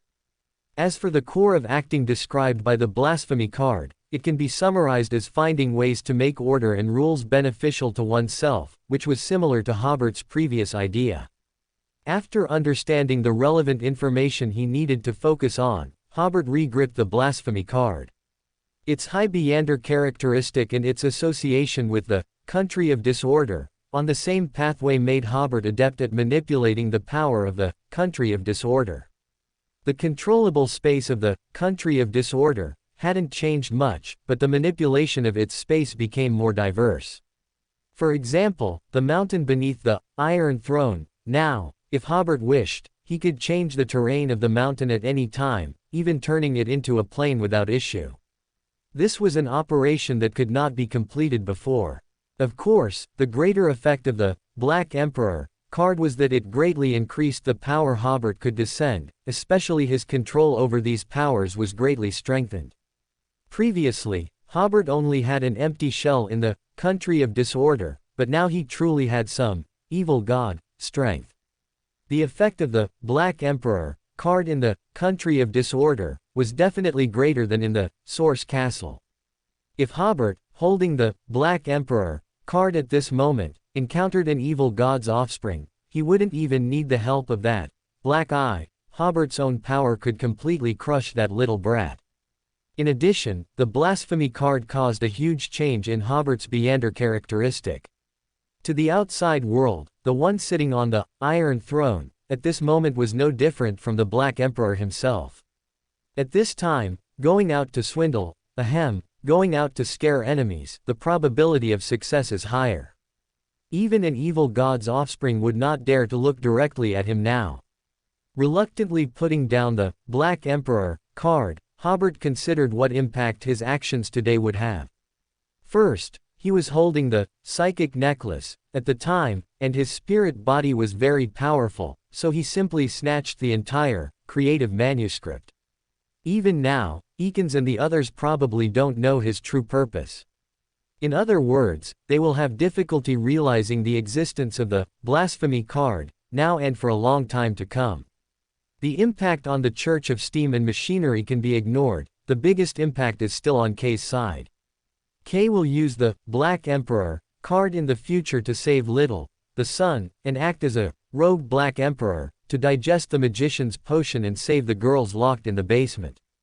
Currently, Hobert doesn't plan to act as a rogue Black Emperor, nor can he save Little, the son. This may bring considerable variables to the future. It is very likely that the one with the monocle might take advantage of the fool still being weak and climb into the Source Castle through Little, the son's connection to the Source Castle. Whether it's losing the God-forsaken land instance or the Source Castle changing hands, these are results Hobert is unwilling to accept. But giving the Black Emperor card to K is impossible. If it were other cards, it would be fine, but only the Black Emperor card and the Judge card are not allowed. Then how to make the development of events conform to his expectations? Amidst his swirling thoughts, Hobert decided to think about this problem later. For today, he would just be overjoyed at obtaining the blasphemy card. Problems that couldn't be solved today could be left for tomorrow, and if not tomorrow, there were more tomorrows. Outside the venue of the Russell Memorial Exhibition, Jessica and Kelly waited for the exhibition to reopen. The area around the venue was already crowded with people, some who had escaped or been asked to leave the exhibition hall due to the previous chaos. More were those who didn't know what had happened and were preparing to enter the exhibition hall to visit, and some were there to watch the excitement. Amidst the noisy crowd, Kelly quietly asked Jessica, "Does your family have any connection with any hidden existences?" Jessica shook her head. "Possibly, but I don't know." Raft's actions just now were evidence for Kelly's guess, but Jessica, as the illegitimate daughter of the family, had never heard her father mention this matter. Just as everyone was speculating about what had happened in the exhibition hall, someone suddenly shouted, "Make way for the king, salute the king." Everyone looked incredulously at the outer edge of the crowd and indeed saw a luxurious carriage with the royal crest stop. It really was the king.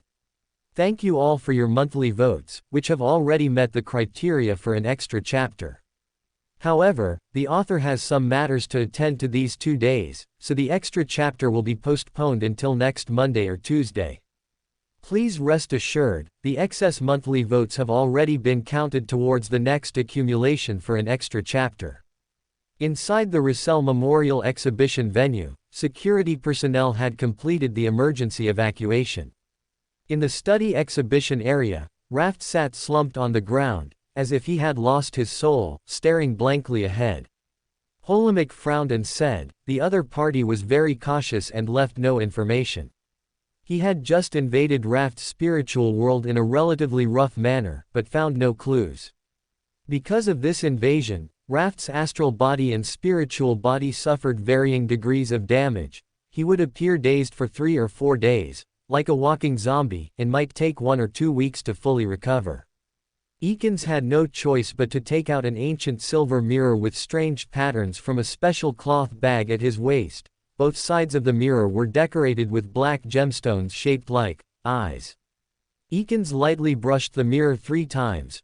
"Respected Erodes, my question is, who instructed Raft to disrupt the order of the venue and steal the creative manuscript?" The surrounding light deepened, like paint from an oil painting seeping out. The mirror showed an extremely blurry image. Eakins looked at it carefully for a long time before confirming it was a majestic bronze gate. Such a bronze gate had appeared just now in the study exhibition area. The image disappeared, and red words, like blood, appeared on the mirror. According to the principle of reciprocity, it's my turn to ask. If you lie or cannot answer, you will accept the task and punishment I arrange. 2 or 3 seconds later, these sentences disappeared, and new words formed a question: do you like to solve problems with violence? Eakins breathed a sigh of relief. No. The blood-red words disappeared, and Eakins received no punishment. Immediately, Eakins asked Holomic, Your Excellency, does the Bronze Gate have any special meaning? It represents some abilities in the domain of death, Holomic said with his hands behind his back. It also represents the sacrificial gates of some divine kingdoms. To my knowledge, not only the domain of death, but also the Sailor Pathway, the True Creator, and others have bronze sacrificial gates. Eakins looked at the silver mirror in his hand. The Erode's magic mirror has given such a vague answer for the first time. This indicates that the person who stole the creative manuscript has a very high status, Holomic said. Try asking in a different way, attempting to find a breakthrough from Raft. Yes. Eakins smiled helplessly, picking up the Erode's magic mirror again. Respected Erodes, when did Raft decide to visit the Russell Memorial Exhibition? The mirror rippled like water, revealing a scene. Raft was sweating at a gambling table, when suddenly his movements became somewhat stiff. He began to look around, and soon Raft, with a noticeably abnormal expression, stood up and said, I'm not playing anymore, not playing. How can playing this be as interesting as going to see the Russell Memorial Exhibition? The Erode's magic mirror used text to indicate Raft's words. The scene in the silver mirror ended, and everyone could see that Raft's demeanor when making the decision was very unusual. Blood-red text appeared on the mirror again. It's my turn to ask. Did you ever wish to hang up and abuse one of your colleagues? Eakins's face turned ashen. No. A silver-white lightning bolt appeared out of thin air and struck Eakins's head. Zzzt. Eakins's hair stood on end, and a little black smoke rose from his body.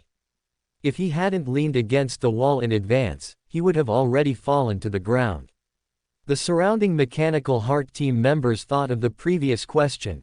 Since the captain didn't like to solve problems with violence, why would he hang someone up and abuse them? Or does abuse here not refer to beating? Although everyone wanted to pretend they hadn't seen anything, they seemed to have telepathy, stepping back from Eakins in unison, which still betrayed their inner thoughts. Eakins took a few seconds to recover, then exhaled a puff of black smoke and said, Your Excellency, Rhodes doesn't even know who influenced Raft. As for the tricky questions from the mirror just now, and the consequences of answering them, Eakins was already accustomed to them. Holomic still had his hands behind his back. Find that casino as soon as possible and see if we can find any clues. This demigod couldn't help but frown. He rarely encountered such an event with no clues. Not only did the Erode's magic mirror provide no clues, but he also found no clues using his own abilities. The similar cases he had encountered before were, without exception, associated with true gods. Could it be? Impossible. Holomic immediately denied his thoughts. The power of the shadow in the study exhibition area was very weak and had nothing to do with a god. It was just those 2 bronze gates. Just as he was thinking this, a security guard ran over quickly. Your Excellency, the king's carriage has arrived, and Earl Stelford wishes to see you. Holomic was stunned. Why had the king come? Was he also here to see the exhibition? Even if he wanted to appear approachable, there was no need to do it this way. Before Holomic could say anything, Stelford had already entered, laughing loudly. Archbishop Holomic. With you here, I'm relieved. We'll definitely find the culprit who caused the chaos. Earl Stelford was the court guard captain. He walked closer and performed a noble's bow, then said, The king asked me to inquire, who caused the chaos? Do you need any help? Holomic smiled. We are currently investigating. Then he seemed to think of something. Is the king coming to visit the Russell Memorial Exhibition? Of course not. Earl Stelford said. No leader is more brilliant than King George, and Russell is no exception. Yes, yes. Holomic said casually. Then, why did the king suddenly appear here today? The king suddenly recalled passing through here a long time ago, and today he suddenly wanted to pass by this street and take a look. Holomic smiled. So that's how it is.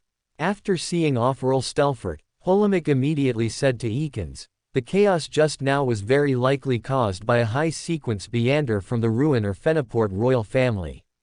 He paused and then added, the Fenaport royal family is more likely, after all, George III was the one attracted. Eakins immediately understood the basis for Holomic's judgment, the extraordinary characteristic aggregation law. Since the king, born into an arbitrator family, was attracted, it must be another high-sequence Beander of that pathway committing the crime. The other members of the Mechanical Heart team, lacking relevant knowledge, did not understand why His Grace the Archbishop made such a firm judgment. Eakins glanced at Raft. How should he be dealt with? He's just a pawn, Holomic said. Have someone monitor him for 2 weeks, and if no anomalies are found, withdraw the surveillance personnel. As he spoke, he was already considering how to investigate the Fenaport royal family, as this was the only clue to the robbery. Haha, a complaint about this archbishop. This result is even worse than no result. Throughout the afternoon, Hobert, in a beautiful mood, was highly enthusiastic about his work and accepted interviews from a magazine and a newspaper. During the interviews, he frequently uttered golden phrases, often causing reporters to quickly take notes. The reporters were very satisfied with the interviews. In addition, Hobert also researched the case he had just taken on and formulated a corresponding defense plan. He also began processing the second batch of letters he received, with astonishing efficiency. When it was time to leave work, Hobert stretched comfortably, picked up his cane and briefcase, and left. Returning to his rented room, Hobert only saw furs. Upon inquiry, he learned that Hugh had received a contact signal from the masked man and had gone to their agreed meeting point. Hobert nodded, trying hard to recall. How did he remember that Hugh would only receive a commission from the masked man much later? The heavy fog of Backland had long obscured the sun in the sky, and this not-so-wide street immediately became dim. Hugh arrived only a dozen seconds earlier than the agreed time. The masked man had not yet arrived, so she crossed her arms and vigilantly observed her surroundings. After more than a minute, the masked man appeared. Hugh said, "You're late." "No, I arrived even earlier than you," the masked man said. "You seem to already be a sheriff." Hugh understood the other party's meaning. The reason the other party arrived early was to use this opportunity to observe her. "Yes," Hugh admitted generously. "I'm very curious, what is your relationship with General Christine's eldest son? Does this question have anything to do with the task you're giving me?" "No relation," the masked man said gently. "You might not know, but 3 months ago, General Christine's eldest son was very ordinary. He seems to have been very active in the past 3 months, as if he's suddenly become a different person." Hugh asked again, "Does this have anything to do with the task you're giving me?" "Still no relation," the masked man said. "All right, let me tell you about the task for today. Track Raft Pont, here is his information." Hugh took the masked man's information but did not immediately look through it. "How long do I need to track him? What's the danger level?" "For now, track him for 2 weeks, the reward is £20. The masked man said, "There might be no danger, but the danger level could also be very high. However, you are only responsible for tracking. Once you detect danger, you can immediately end the task and then contact me using the emergency contact method." Hugh nodded. "Okay, I accept this task." The masked man took out £10 in cash. "This is the deposit. I will give you the other £10 when you report the tracking results in 2 weeks. If an anomaly is found during the task ends, and the reward will still be paid. Oh, by the way, it's best to form a written report for the tracking results." Hobert sat on the sofa, reading the Backland Evening News he had just bought, and indeed found the chaos at the Russell Memorial Exhibition this afternoon on the second page. Regarding the chaos that occurred at the Russell the Great Memorial Exhibition, staff said it was a farce caused by a baron who failed to buy a VIP ticket. It is reported that the exhibition area was not greatly affected and quickly resumed order and reopened. Some audience members claimed to have seen an old man fly over their heads, and others seemed to have seen the outlines of two large doors in midair. Indeed, Rosal is full of mystery, and his memorial exhibition is also full of mystery. Because it was a recent event, the report on it was very brief. Hobert unconsciously smiled. It seemed the Church of Steam and Machinery intended to handle this matter lightly, not even planning to publicize the news of the creative manuscript being stolen. Holding up the newspaper, Hobert considered that, to show his magnanimity, and also because he had previously told Eakins that he was very interested in Rosal the Great, Hobert planned to visit the exhibition again in the coming days. Furs had already prepared dinner, but Hugh still hadn't returned, so she had to read a magazine while waiting. It wasn't until around 7:30 p.m. that Hugh returned with a file bag. "Thank goodness, there's such a delicious dinner waiting for me, my stomach is practically rumbling." She put down the file bag and, while helping Furs serve the food, said, "You don't have to wait for me." Hobert put down the newspaper. "If you hadn't returned by 8 o'clock, we would have eaten first." The three of them were hungry and quickly finished their dinner, then sat around the dining table, drinking tea and chatting. Hugh mentioned the task she had just taken on. She would be monitoring a baron named Raft for a while and might rarely come home for meals. Through Hugh's description, Hobert learned that Raft had been released. The outcome was better than Hobert had imagined. He had originally thought Raft would go crazy from the interrogation. The Church of Steam and Machinery would also send people to monitor Raft, Hobert believed. For Hobert, this baron no longer held much value, and for safety's sake, he no longer planned to observe him through the stars. The next morning, Jessica went to work as usual, and Hobert held a small meeting, reminding them of the important points for the cases they were handling. After the meeting, Hobert had just returned to his office when Jessica knocked and entered. "Hobert, thank you again for the VIP tickets you gave us. My friend has prepared a return gift for you." As she spoke, she opened a small box, which contained a keychain with a golden badge on it, depicting the symbol of eternal blazing sun. "This is a small item my friend made herself, it's nothing much." Hobert did not refuse. "Please thank your friend for me." Taking the keychain in his hand, he immediately felt the warmth of the badge. Hobert immediately judged that a small amount of extraordinary material from the sun path had been added during the making of this keychain, giving it some extraordinary characteristics of that path. Although it does not possess active abilities, some undead creatures, upon sensing the keychain's presence, will avoid it from afar. This was made by herself. Hobert recalled the Lady Kay encountered at the Eye of Wisdom gathering, who was seeking the barbarian potion and had connections with a wild artisan. Could that be the combination of Jessica and Kelly?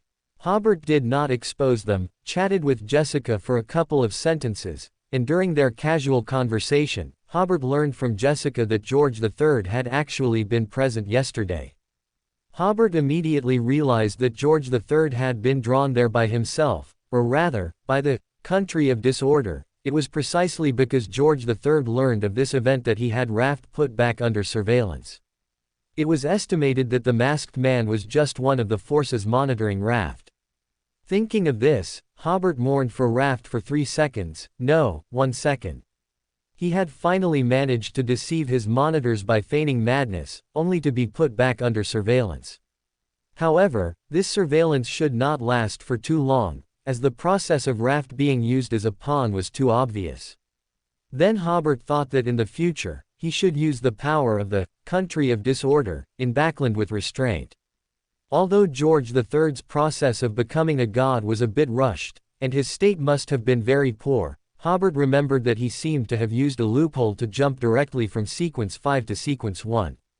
But with Adam's blessing, George III's current state should be very delicate, possibly more easily attracted by the power of the country of disorder than an angel king.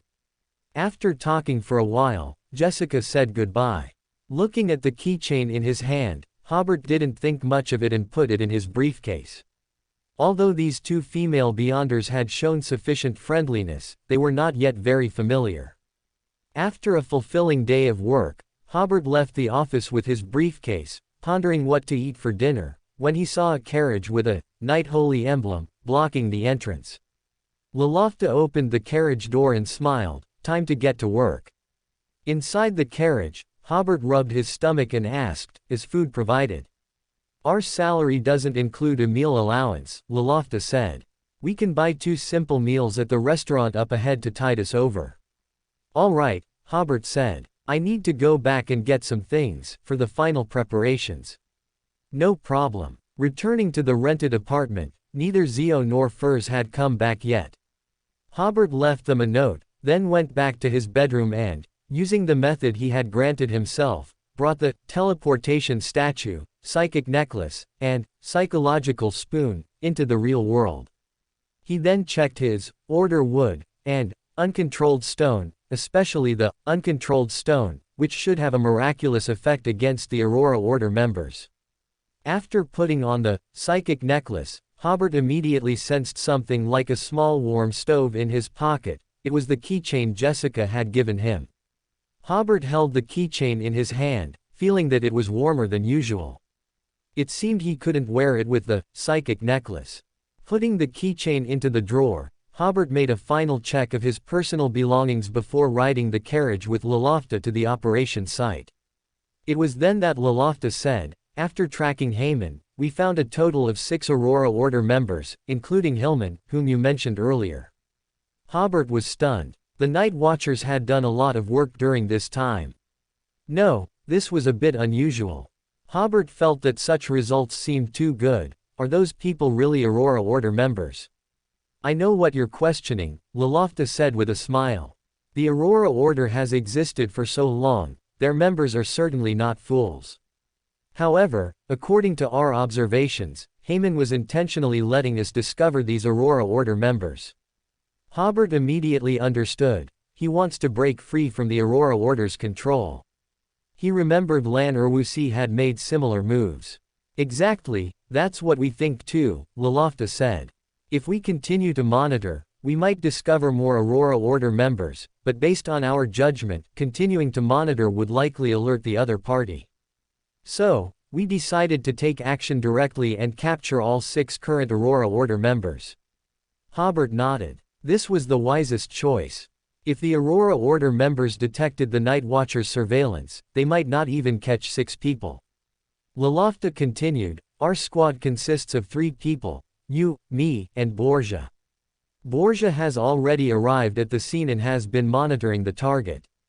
The target for capture is a Sequence 7 Hermit. You have experience fighting this sequence, so I don't need to explain his abilities again. Precisely because you have combat experience against this sequence, our squad will be led by you. Borgia and I will assist you. The captain's requirement is not to harm innocent people and to subdue the target, regardless of whether he lives or dies." She smiled. "I believe the 3 of us, being Sequence 8, should be able to deal with him quite easily." "You're wrong," Hobert said. "It's 1 Sequence 7 and 2 Sequence 8. Oh, then you should quickly write an application so you can receive at least £6 more in salary next week," Lolofta said with emotion. £12 a week, that's a relatively high income level even among the middle class. Hobert smiled helplessly. "Your focus is really indescribable." As they spoke, the carriage stopped in front of a restaurant. Hobert and Lolofta went together to buy a simple meal. Lolofta didn't forget to get one for Borgia too. Then the carriage hurried to the South Bridge district. The capture site was at 107 Jasper Street in that district. As soon as the carriage entered Jasper Street, it stopped. Hobert and Lolofta got out and walked a few minutes to the stakeout location. The stakeout point was a utility room opposite No. 107. As soon as Hobert entered, he smelled dampness. The 3 of them watched the opposite side while eating their simple meals. Number 107 was an apartment building, 3 stories high, with only one entrance. The target lived on the 2nd floor. Although they couldn't see him directly from there, they could observe him whether he left through the door or the window. It was rush hour, and many residents were returning home, dragging their tired bodies after a day's work. Hobert and his companions carefully scrutinized everyone who came out of the apartment, to prevent the target from disguising himself and escaping. Borgia, upon hearing that Hobert was now Sequence 7, finally reacted more normally. our squad has excess combat power. We can go support other squads after completing our capture mission. From Borgia, Hobert learned more detailed plans. This capture operation involved almost the entire Backland Night Watcher squad, divided into 6 squads, simultaneously capturing targets at midnight. There were a total of 6 targets. One Sequence 6, who was Hillman, as Hobert had mentioned before, led personally by Thomas. One Sequence 7, who was the capture target for Hobert's trio. Additionally, there were 2 Sequence 8s, including Heyman, and 2 Sequence 9s, including Kate, whom Hobert had discovered. Initially, Thomas really wanted to find an opportunity where these 6 Aurora Order members were gathered together, or at least 2 or 3 of them. However, these cultists had long since developed methods to counter official Beyonders. They never gathered, they only communicated through single lines, and their meetings were very brief, so there was no opportunity for a concentrated capture. Thus, they could only act in separate squads and capture them jointly. After finishing their meal, Hobert and the 2 others first finalized their action plan. Thomas trusted this squad greatly and had given no specific instructions regarding the capture plan to Lolofta and Borgia, so both of them looked to Hobert. Since I am the main force in this operation, please temporarily follow my command, Hobert said without hesitation. The plan doesn't need to be too complicated. You 2 will ambush on the street. I will attack from the direction of the door. If my attack goes smoothly, I'll drive him out, and you immediately open fire, trying to riddle him with bullets. If my attack isn't smooth, you rush in through the window and flank him. Hobert had used this tactic when he participated in Zio's capture of the cultists, and it had worked very well. Borgia expressed agreement. The simpler the plan, the greater the chance of success. Lolofta also nodded, agreeing with Hobert's plan. So, they continued to monitor in shifts, preparing for the operation. Around 7 or 8 in the evening, the aroma of food from surrounding households permeated the entire street. Around 9 o'clock, the gas lamps began to go out, and by past 10, the street was almost deserted. Hobert and the 2 others made their final preparations. Around 11:50 at night, Hobert took the lead. He pried open the anti-theft bars on the stairwell window, climbed to the 2nd floor, holding the teleportation statue in one hand and a gun in the other, then kicked the door open. Hobert sighed. His strength had increased quite a bit after reaching Sequence 7. Hey. In the dark room, a sinister laugh echoed, as if some ghostly figures flickered within. After seeing the figures, Hobert did not immediately open fire, because according to the information fed back by the teleportation statue, there was only one person in the room, and these figures were all illusions. However, the atmosphere in the room was like the domain of the god of death, and Hobert felt his spirituality suddenly filled with fear. But Hobert still stepped into the room, and he immediately felt as if eyes were staring at him from all directions, making it difficult even for the teleportation statue to distinguish who the real enemy was. The feeling of being surrounded by evil spirits was very unpleasant, and Hobert guessed that this ghost domain should be a special ability the opponent obtained during the listener stage. The Beyonder of that sequence could usually obtain many bizarre abilities from the information they heard, which would be strengthened in the Hermit sequence, becoming extraordinary abilities that were difficult to fathom. Hobert put away his gun, took another step forward, and took out several, uncontrolled stones, from his pocket. One after another, eerie voices said, "Arrogant fool, do you really think you can deal with me?" In the darkness, the figures in the room reached out to grab Hobert. Hobert's spirituality realized that if he was caught by them, his astral body would suffer some damage. Moreover, a terrifying atmosphere that made people tremble always permeated the room. Although Hobert felt that the scene in front of him was not very scary, his spirituality kept trembling. However, thanks to the psychic necklace, this fear was still within an acceptable range. Just as these shadows were about to grab Hobert, he finally made his move, throwing 3 uncontrolled stones consecutively in the direction of the voice he had just heard, achieving a saturated strike. As he threw them, he chanted the incantation, "Distortion, distortion, distortion." In the room, the extremely high-level power of distortion exploded, and order seemed to suddenly collapse. Everything around seemed to be enveloped by this power, becoming exceptionally fragile. The movements of the surrounding black shadows became stagnant, as if the strings of a puppet had broken, leaving them only able to maintain their last posture. While throwing the 3 uncontrolled stones, Hobert also completed the process of bribe. Then he continued with his combo. Weakening. More than half of the surrounding black shadows immediately disappeared, and the room was no longer pitch black. A little light shone in, indicating that the opponent's power had been greatly weakening.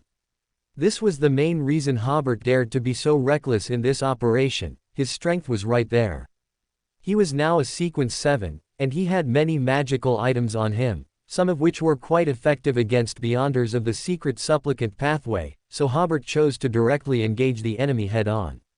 After being a Beyonder for so long, Hobert had roughly felt that the various sequences of the entire Black Emperor pathway, generally speaking, were all about challenging order and challenging rules. Most of the time, such sequences required the kind of momentum that dared to clash head-on with the enemy. This was the biggest difference from the diviner pathway. Hobert even wondered if it was because Klein chose the diviner pathway that he became Coward Klein. After all, each pathway has its own characteristics. The charlatan temperament of a sequence 9 diviner can sometimes be very irritating, and they have no defensive abilities, so they can only follow their inner choices. And one of the characteristics of a sequence 9 inches lawyer is that they like to argue with others. Since this sequence does not have very strong abilities, they often have to endure it. By the time one reaches the barbarian, they can no longer endure. At this stage, they have the habit of arguing with others, and if they push the opponent to the point of wanting to fight, the barbarian can continue with physical persuasion. Because of different abilities, the Beyander's mindset often changes accordingly. Anyway, every time Hobert acts recklessly, he feels good, and even his spirituality can become more lively. Of course, when it's time to be reckless, be reckless. If the opponent is a sequence 6, Hobert would not have any psychological burden about using underhanded tricks when necessary. For example, moving a distortion stone under the enemy's feet with a teleportation statue to gain the initiative. When encountering higher sequence enemies, one still has to run. Recklessness does not mean stupidity. These thoughts were some of Hobert's previous reflections, flashing through his mind.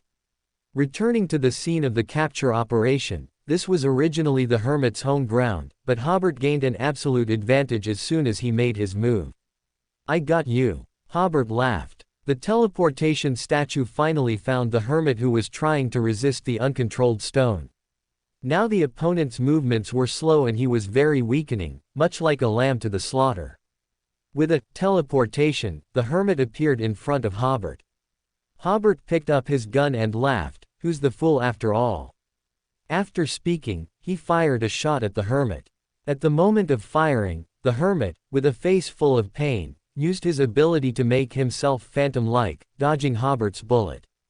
The Hermit's left shoulder suddenly swelled up, as if a new head was about to grow, because he used extraordinary abilities again, bringing him one step closer to losing control.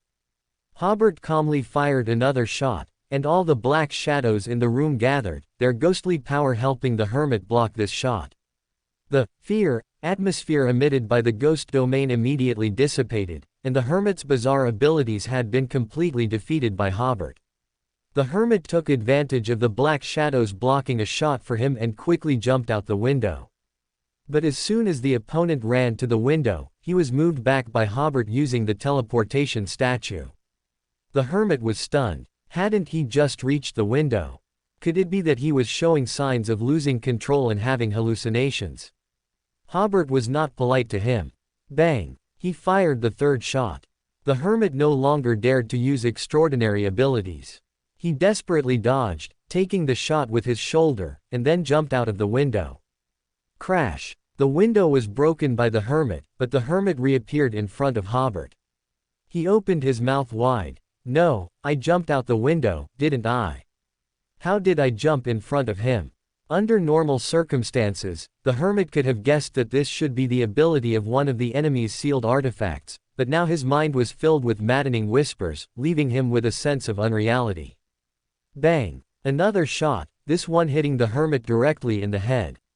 The hermit almost instinctively made his head phantom-like. Although he dodged the bullet, his loss of control became more severe. Seeing that the time was right, Hobert injected his spirituality into the psychological spoon, madness. The hermit lost his last shred of sanity. Just as he was about to completely lose control, Hobert fired the remaining 2 shots, piercing his head. Seeing that the opponent's loss of control was still continuing, Hobert simply put away his gun and used the teleportation statue to move the hermit to the street. Bang bang bang bang. LotM and Borgia, who were ambushing outside, fired shot after shot, emptying all their bullets. The hermit fell to the ground, the signs of losing control stopped, leaving only instinctive twitching. LotM blew on the muzzle of her gun. Once I fire all the bullets, I can rightfully claim my salary. My grandfather was admitted to the emergency room today, so I only wrote 2 chapters yesterday. I'm very sorry, I can only update twice today. From the moment Hobert kicked the door open until the hermit was riddled with holes, barely a minute passed, and the capture operation concluded successfully. Borgia asked Hobert, "Can we go together to support the other teams? Let LotM clean up the battlefield herself." The first time he met Hobert, Hobert was only a sequence 9, and a wild meander, naturally short of breath. But now, Hobert could independently deal with a sequence 7. Borgia had that much foresight. His and LotM's final shots were merely for a sense of participation. Even without their shots, Hobert would have been perfectly capable of eliminating the enemy. Borgia's politeness towards Hobert was, in fact, an acknowledgement of Hobert's strength. Hobert nodded. "Good, which team are we closest to?" "The team capturing Haman," Borgia replied. As soon as Hobert heard Haman's name, he immediately said to LotM, "I'll leave this to you, let's go." Just as Hobert and Borgia got into the carriage, many people, awakened by the gunshots, began to peek out to see what was happening. LotM held up her identification, "Police business." Everyone was so scared that they quickly pulled their heads back in. In the carriage on the other side, Borgia was explaining the plan to capture Haman. "According to our analysis, Haman should be a fraudster, a very cunning and agile sequence. So, for his capture, we dispatched a sequence 8, 2 sequence 9s, and brought a grade 3 sealed artifact."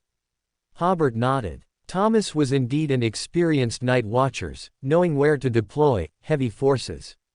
Although Fraudster didn't possess particularly strange extraordinary abilities, underestimating them would certainly lead to great losses. The carriage sped through the deserted streets. Even if there were pedestrians, they quickly moved out of the way. The South Bridge district was mostly residential, without very prosperous areas, so the streets were very quiet at night. Hobert and Borgia, who were chatting idly in the carriage, suddenly sensed danger with their spirituality. Before they could react, a huge dark shadow crashed into the horses pulling the carriage. While it sent the horses flying, the shadow raised its long claws and tore one of the horses in half, spilling horse blood, intestines, and internal organs all over the ground. The out-of-control carriage crashed into a building on the street. Fortunately, Hobert was quick-witted and teleported himself, Borgia, and the coachman to the side of the street. Thump! The wooden carriage crashed into the wall, severely damaged. Under the light of the gas streetlights, Hobert and the others saw a black, humanoid monster. It was tall, about 3.5 meters, with long limbs and long, sharp claws. Its head was very peculiar, composed of individual eyeballs and a tuft of hair, with no other organs. The entire head looked as if the eyeballs were bound together with hair. Just looking into any one of its eyeballs would make one feel as if the madness deep within their soul was released, and rationality would slowly be lost. Hobert and Borgia both turned their heads away. At the same time, they found it strange. This was Backland, so why would such an aggressive monster appear here? The monster seemed to enjoy killing, and with another swipe of its claw, it tore off the head of the other horse. Then he set his sights on the coachman behind Hobert and Borgia. The coachman was an employee of Blackthorn Security Company and had basic professional quality. He did not panic at all and immediately fled in the opposite direction. The monster seemed to completely ignore Hobert and Borgia and went after the coachman. As Hobert teleported the cane from the carriage into his hand, he summarized the monster's behavior: bloodthirsty, preying on weaker lives, seemingly not very intelligent. While thinking, he and Borgia, one on the left and one on the right, drew their canes. Crack! The cane clearly struck the monster's thigh, but it felt like hitting an iron pillar. Borgia's cane snapped directly, and the other half in his hand flew out. The hand holding the cane was even shaken so hard that the web of his thumb bled. Hobert's cane, due to its special material, only made his hand numb but did not break. The two people's strikes were not without effect. The monster's two long, slender legs were broken, and the monster fell to the ground, its eyeballs scattering everywhere. Hobert wondered, did we just take out the opponent? Judging by the monster's appearance, it didn't seem like it would be so easily dealt with. At this moment, two night watchers pursued them, running towards them and shouting, "Don't let the eyeballs get close to any flesh and blood." But their warning came too late. Several eyeballs had already rolled to the two horse carcasses. The moment they touched the horse blood, the flesh and blood of the corpses were like clay sculptures being molded by some force. Almost in an instant, they transformed into two long-limbed, hairy humanoid monsters. The heads of the two new monsters were composed of long hair and eyes, and four large horse eyes also joined the ranks of the eyes. The eyeballs on the ground regathered towards the first monster that appeared. When they reconverged on the 3-meter-tall slender body, the monster's broken legs suddenly changed, an extra bone segment actually grew at the fracture site. Such a severe injury was actually healed by itself. While this scene was unfolding, Hobert did not blindly take any action, but carefully observed the monster's changes. By this time, the coachman had already gone far. The three monsters simultaneously charged towards the sequence 9 among the pursuers. Hobert acted, using the teleportation statue, to move and change the positions of the three monsters, preventing them from ever attacking the sequence 9.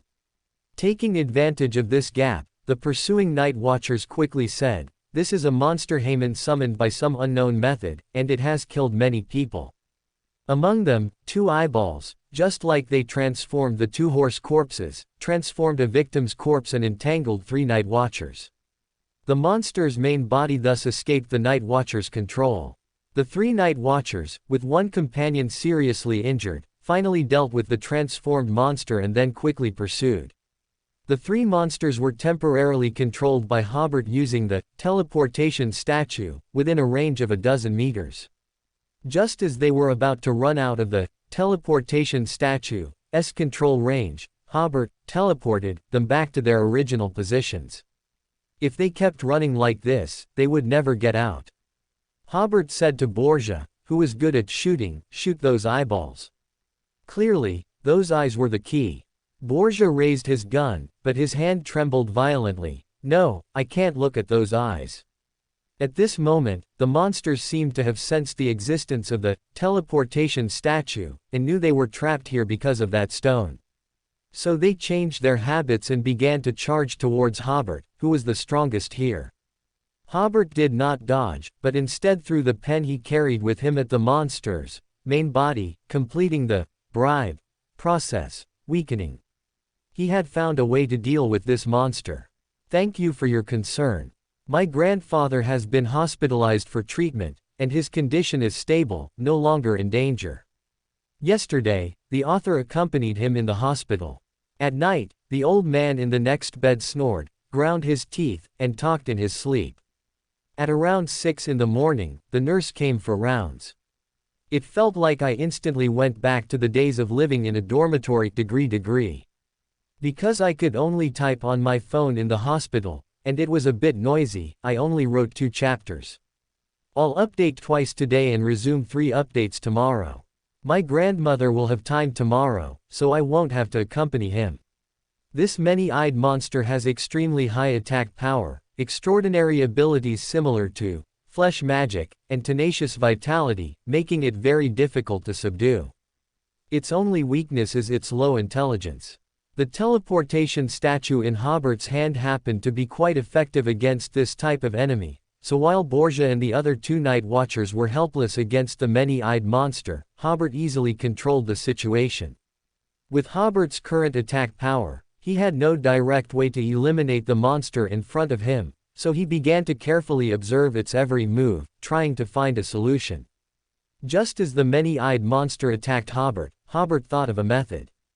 After weakening the monster, Hobert immediately poured his spirituality into the psychological spoon, hypnosis. Close your eyes. That's right, it was, close your eyes. Since the many-eyed monster's eyeballs were key, why not just make it close its eyes? Although the many-eyed monster's strength was formidable, its power level definitely did not exceed sequence 6. After Hobert weakened it, the psychological spoon could completely accomplish its hypnosis. Because those eyeballs had no eyelids, they couldn't close at all, but all of them seemed to have lost their luster, and Hobert and the others could look directly at them. The movements of the three monster bodies immediately slowed down, and their actions lost their purpose. Shoot! Hobert took out his pistol. Target those eyeballs. First, eliminate the two smaller monsters. Bang bang bang bang. The four of them fired together, and one by one, eyeballs were hit and shattered, spilling out some gray liquid with a foul smell. The many-eyed monsters that had transformed from two horses were the first to be eliminated. Their flesh collapsed, rapidly turning into wriggling pieces of horse meat. However, the main body of the many-eyed monster was waking up from hypnosis because some of its eyeballs were continuously being damaged. Clang clang. Bullet casings hit the ground. Everyone ejected the casings from their revolvers and were reloading as quickly as possible. Hobert reloaded the fastest. He only needed to eject the casings and then teleport the bullets into the pistol cylinder. If not for the structure of the revolving axis, which required the ejection of spent casings before re-firing, his reloading speed would be even faster. But it was still too late. Hobert, holding the psychological spoon, had already sensed that the many-eyed monster had largely awakened, and it had begun to attack Hobert and the others purely by instinct. Charm. Hobert took advantage of the opponent's still active weakening state and immediately used another signature skill of the briber. For a moment, Hobert became extremely charming. The many-eyed monster, with its low intelligence, under the combined effects of weakening and hypnosis, became unwilling to attack Hobert and his companions. During the many-eyed monster's hesitation, everyone had finished reloading and began a new round of shooting. Bang bang bang bang. In this round of shooting, the four individuals fired in succession with tacit understanding. After continuous firing, most of the many-eyed monster's eyeballs were exploded. However, the main body of the many-eyed monster showed no signs of collapsing. Hobert noticed the clump of hair among the eyeballs and was about to seize the opportunity, while the many-eyed monster hadn't fully awakened, to pull out that clump of hair. After 2 glances, Hobert found the hair in the shattered eyeballs very disgusting, so he said to Borgia, "While the opponent's movements are slow, go and pull out that clump of hair." Then Hobert used hypnosis again. Just as he expected, this hypnosis was not as effective as the last, merely making the opponent unwilling to move. Borgia, who had just finished reloading, put away his gun. With agile movements, he dodged the many-eyed monster's instinctive attack, jumped up, and grabbed the clump of hair. With a pull outwards, the hair, with 2 eyeballs attached, was completely torn off by Borgia.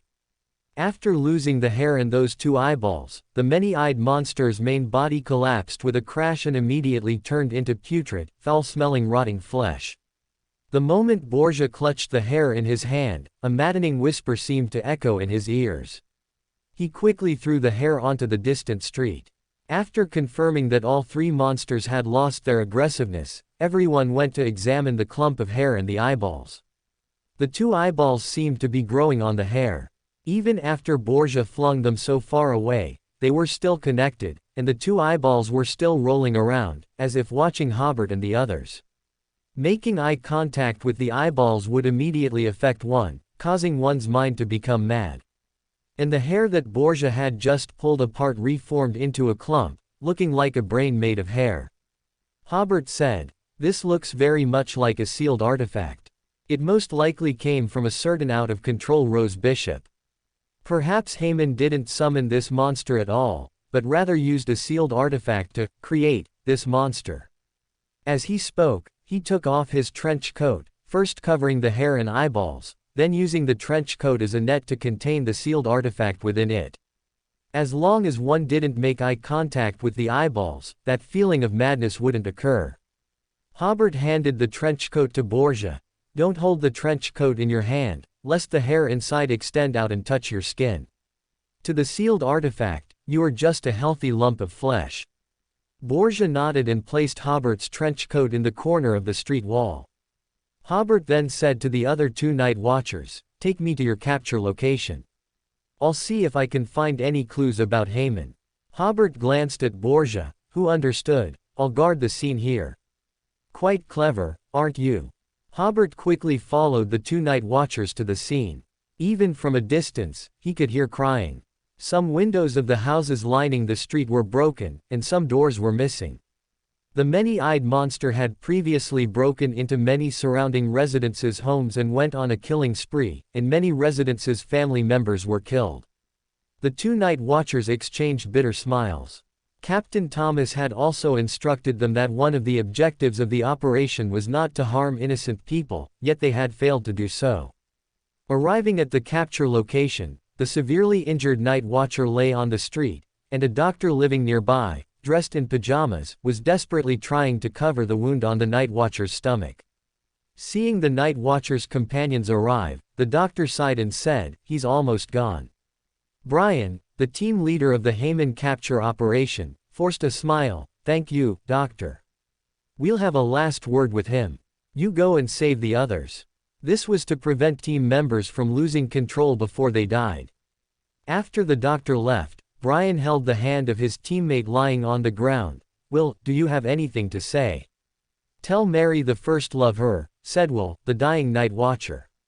Brian nodded repeatedly. "Okay, I'll tell her. Brian, I beg your forgiveness. I accidentally tore your tailcoat, which made you embarrass yourself at the engagement ceremony." Brian was first stunned, then a little annoyed, but seeing his teammate's current state, he sighed. "Rest in peace."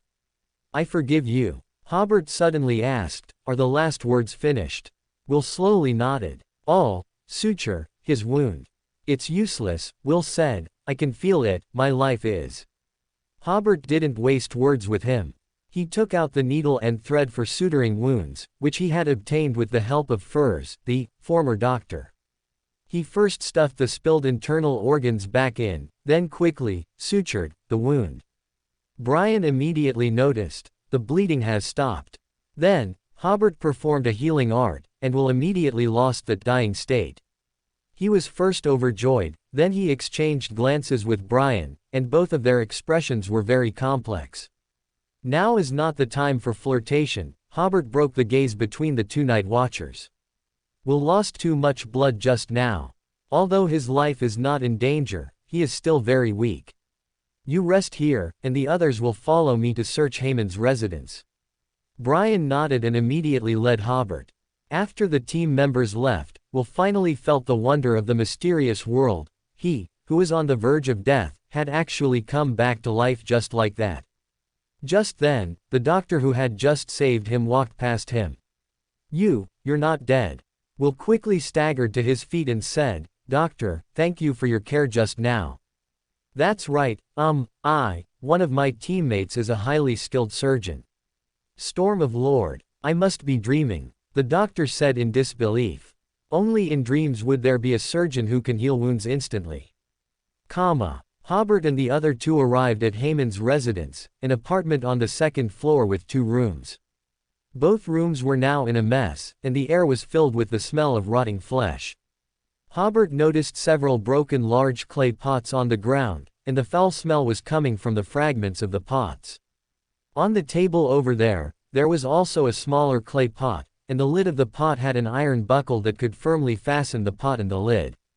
Hobert said, That small pot should be what Haman used to store the sealed artifact, and these broken large pots must have contained a lot of decaying flesh. The main body of the many-eyed monster should have been pieced together from this decaying flesh. He suddenly realized, belatedly, that although his abilities of finding loopholes and summarizing patterns had not strengthened, his observation skills had improved significantly, allowing him to quickly find the clues he wanted. For example, the pipe on the ground, that should be something Haman left behind, but Hobert did not immediately alert the other night watchers. He said to that sequence 9, "Take this clay pot to Borgia, and let him store the sealed artifact." "Wait, there should be something else." "Ah, found it, take it to Borgia together." The item Hobert found was a wooden clip discarded on the ground. Using it to hold the sealed artifact would prevent one from being affected by the sealed artifact. After that sequence 9 left, Hobert said to Brian, "You go into the inner room and see if there is any of Haman's hair, or any personal items he discarded." Brian had seen Hobert's strength during the previous battle, so he was willing to obey Hobert's commands. When only Hobert was left in the room, he picked up the pipe, which was half covered by a tile, and then put it into his pocket. If it had been before, he would have given this clue to the night watchers, because he had no means of divination, and clues would be useless to him. But now Kay has come to Backland, and with a means of divination, so he plans to keep this clue. Perhaps he could find a few more of Haman's hideouts. The last hideout had over 3,000 pounds in cash and valuables. If he could find one or two more like that, wouldn't he get rich? Hobert had previously obtained one of Haman's pipes, but at that time Hobert was only sequence 9, and because it involved the Aurora Order, Hobert did not dare to keep such a clue. Now it was different. Hobert was already sequence 7, and the kind of sequence 7 who could directly confront other sequence 7s, and he also knew that Haman desperately wanted to leave the Aurora Order. The former meant Hobert didn't have to worry about Haman tracing him back along the clue, and the latter meant Hobert didn't have to worry about the madman of the Aurora Order tracing him back along this clue. A few minutes later, Brian said, "I've searched." Haman was very careful and didn't leave any clues.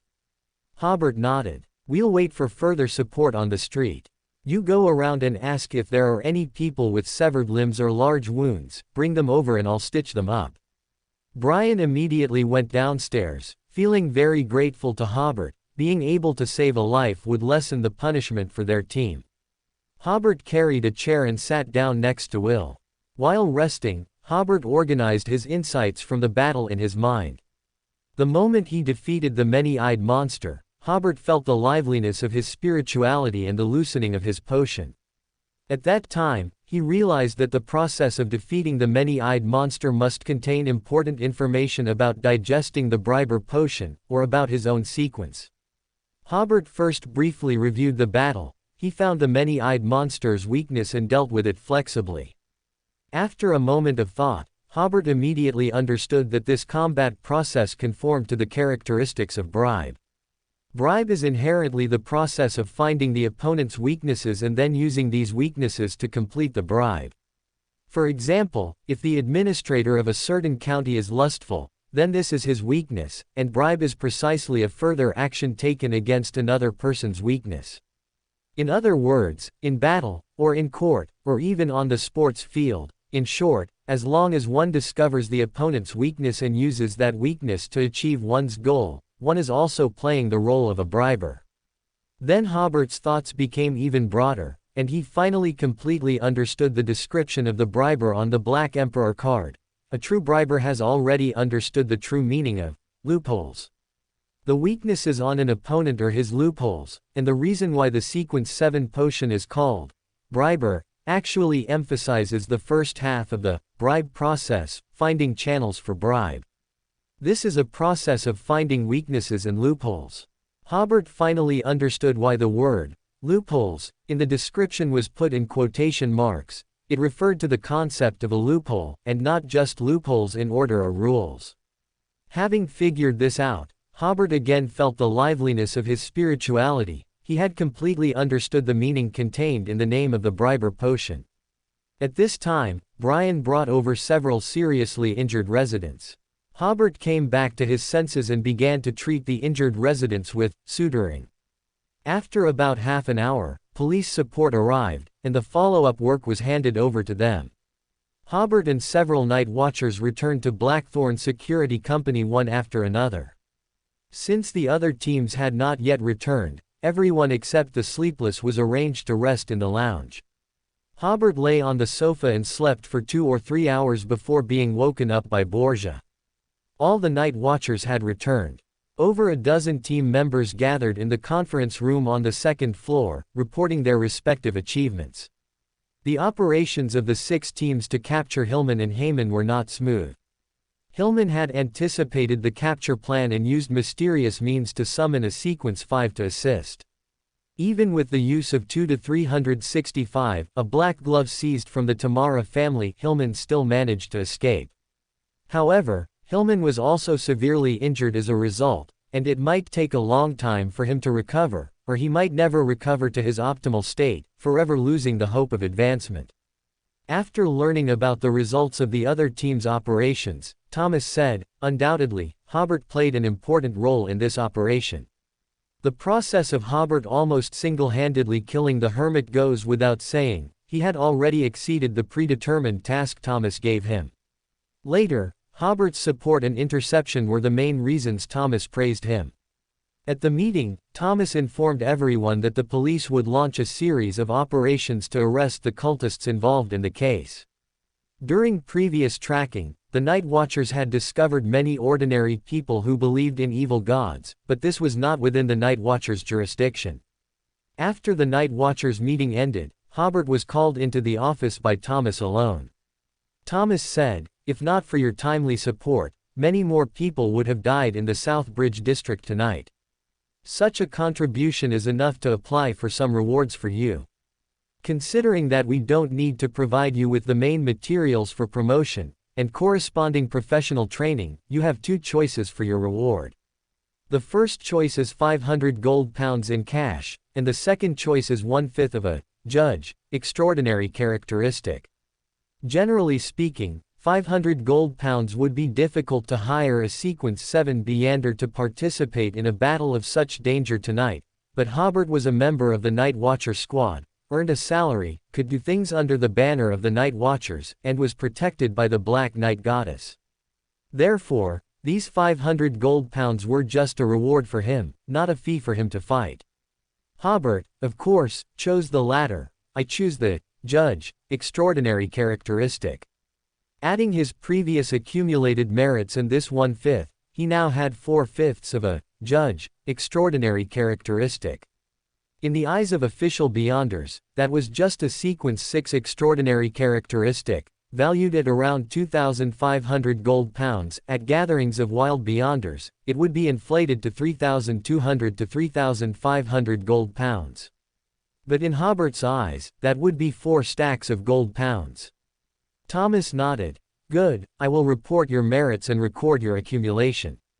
Hobert asked, "Captain, can I use my channels to issue a bounty for Heyman and Hillman? And issue a mission to capture them?" Thomas was stunned. "You can." He pondered for a moment and then said, "Heyman's bounty can be set at 600 gold pounds, and Hillman's bounty can be set at 1,500 gold pounds, dead or alive. If the Night Watcher squad catches these 2 people in advance, remember to cancel the bounty and mission. Typically, the bounty for a Sequence 8 is between 400 and 500 gold pounds, but because Heyman was a trickster, extremely cunning, the bounty was exceptionally set at 600 gold pounds. And the bounty for a Sequence 6 is generally between 1,800 and 2,000 gold pounds, with even exceptions like Keelinger's, whose bounty reached 10,000 gold pounds.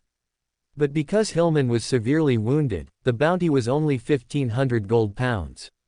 Thomas could make decisions on such matters, only needing to submit a supplementary report to the Archbishop later. Hobert liked the phrase, "dead or alive," the most, that is to say, bringing Heyman's corpse would allow him to claim a 600 gold pounds bounty from the Night Watcher squad, and he could also obtain his extraordinary characteristic, selling it for 900 gold pounds. After settling his merits, Hobert went to write a written report on the operation. Borgia, who was on night duty in the reception hall, said to Hobert, who was about to leave, "I'll have the coachman take you back." Hobert was first stunned, then he seemed to realize something and looked at his clothes. Because he had rescued many ordinary people scratched by the many-eyed monster, there were many bloodstains on his shirt and pant legs. If he were to take a hired carriage like that, the coachman would likely take him directly to the police station. When he left the Blackthorn Security Company, it was already dawn. This was when Backland's fog was densest. Although there were lights ahead, the coachman dared not drive too fast. In the carriage, Hobert saw figures busy with early morning through the thick fog, and he suddenly felt a sense of accomplishment for protecting the city. Perhaps this is why many official beyonders are willing to sacrifice their lives to protect a city, Hobert thought. Upon returning to 192 Blanca Street, Hobert changed his clothes and took a shower before catching up on sleep. He woke up just in time for lunch, which Furs had prepared, around noon. In casual conversation, Hobert learned that Furs was taking Audrey to an extraordinary gathering that afternoon, which was suspected to have clues about the psychological alchemists. Hobert recalled that Audrey indeed established contact with the psychological alchemists from this gathering. After lunch, a refreshed Hobert walked to work, and on the way, he suddenly thought, "Oh no, I forgot to ask Thomas to reimburse me for the trench coat." But then he shook his head. He already had several thousand gold pounds in his hand, why would he care about such a small amount of money? He soon realized that it might be because he had joined the tarot club and was influenced by the poor god. On the raging sea, Alger ordered the Blue Avenger to sail into the waters outside the shipping lane, preparing to use the opportunity to shake off the 2 3-masted sailboats that had been tracking them for 2 days and 2 nights. Theoretically, the pursuers' speed was much lower than that of the Blue Avenger, but these pursuers were followers of the sea god, Kvetchua. Alger believed that there must be, sea god, dependence on those 2 ships. The sea breeze always blew their sails, and the waves always pushed them forward. When they first entered the unknown waters, the sky was clear and the sea breeze was gentle, looking similar to the waters within the shipping lane. 10 minutes later, a cloud drifted from the horizon. It initially looked like an ordinary white cloud, but once it was close enough, the white cloud began to turn black. Within 1 or 2 minutes, the sky was already covered with dark clouds. Strong winds swept across the sea, and the waves were several meters high. This was the unknown waters of the raging sea. Such drastic changes occurred in just 1 or 2 minutes. Alger held the crystal scepter, closely watching the dark clouds ahead. Several sailors on the ghost ship were struggling to steer and furl the sails. They also didn't know how they had provoked those pursuers, nor why their captain had gone mad and ordered them to sail into unknown waters. Splat! A hailstone the size of a bean fell not far from Alger, followed by continuous, splat, splat, sounds. Suddenly, it started hailing. Some of these hailstones were as small as beans, most were the size of apples, and some were even the size of watermelons. The crew members were already in despair. Apple-sized hailstones could kill a person, and watermelon-sized hailstones could even sink the entire ship. Alger gripped his scepter tightly, and a storm swept in, clearing all the hailstones above the Blue Avenger. This storm lasted for a long time, continuously protecting the ghost ship. Alger breathed a sigh of relief. Fortunately, he had obtained the crystal sapphire scepter in his hand during his previous exploration. Otherwise, he would not have been able to shake off the pursuers and would have been caught sooner or later. In fact, Alger could also go ashore and seek help from the Punishers on a certain island, but in that case, he would have to expose the first location marked in the ruins. Storms also blew over the 2 sailboats behind, but they were only dependents of the sea god, incomparable to Alger, a dependent of the storm of Lord. Soon, the 2 sailboats were sunk by the hailstones, and the cold, merciless waves swallowed one life after another. Alger smiled slightly and began to direct the Blue Avenger to leave the unknown waters. When they were safe, the crew members all looked at him with admiration, and of course, some with doubt. "Do you think I would lead you to your deaths?" Alger had already found an excuse for himself. when you went to the island for fun before, I obtained a high-level storm charm. The doubtful looks then disappeared. I need to rest for a while, no one is to disturb me for the next period. Alger entered the captain's cabin and looked at the 6 pages of the diary again, as well as the patterns traced from the ruins. As soon as 3 o'clock arrived, Alger's vision was shrouded in grey fog, and this week's tarot club began. Seeing the mysterious, the fool and the emperor with his astonishing knowledge, Alger finally breathed a sigh of relief. He smiled slightly. No matter what dangers he encountered at sea, the tarot club was his greatest reliance. Justice, Audrey noticed, the hanged man, Alger's expression, but she still chose to greet everyone one by one before asking, "Mr. Hanged Man, it seems you've encountered some major changes." "That's right, but now isn't the time to talk about it," Alger said with a smile. "I'll submit this week's 6 pages of a diary first." After the diary materialized, Alger added deferentially, "Mr. Fool, I also inquired about a piece of news concerning the secret order. News was not blocked across the vast oceans, it was just not timely enough.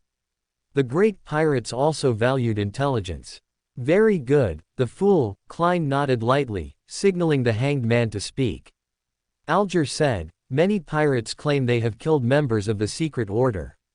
Without exception, all those members were Sequence 6, and they were all preparing to hire pirate ships to go deep into the Sonia Sea. Some were even inquiring about the whereabouts of mermaids." At this point, Alger glanced at the emperor.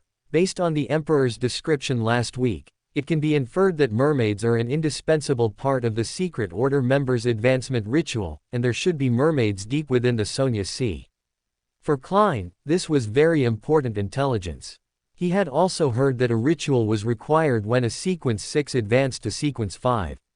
And among the information Alger provided, there were 2 important pieces of intelligence: mermaids and the Sonia Sea.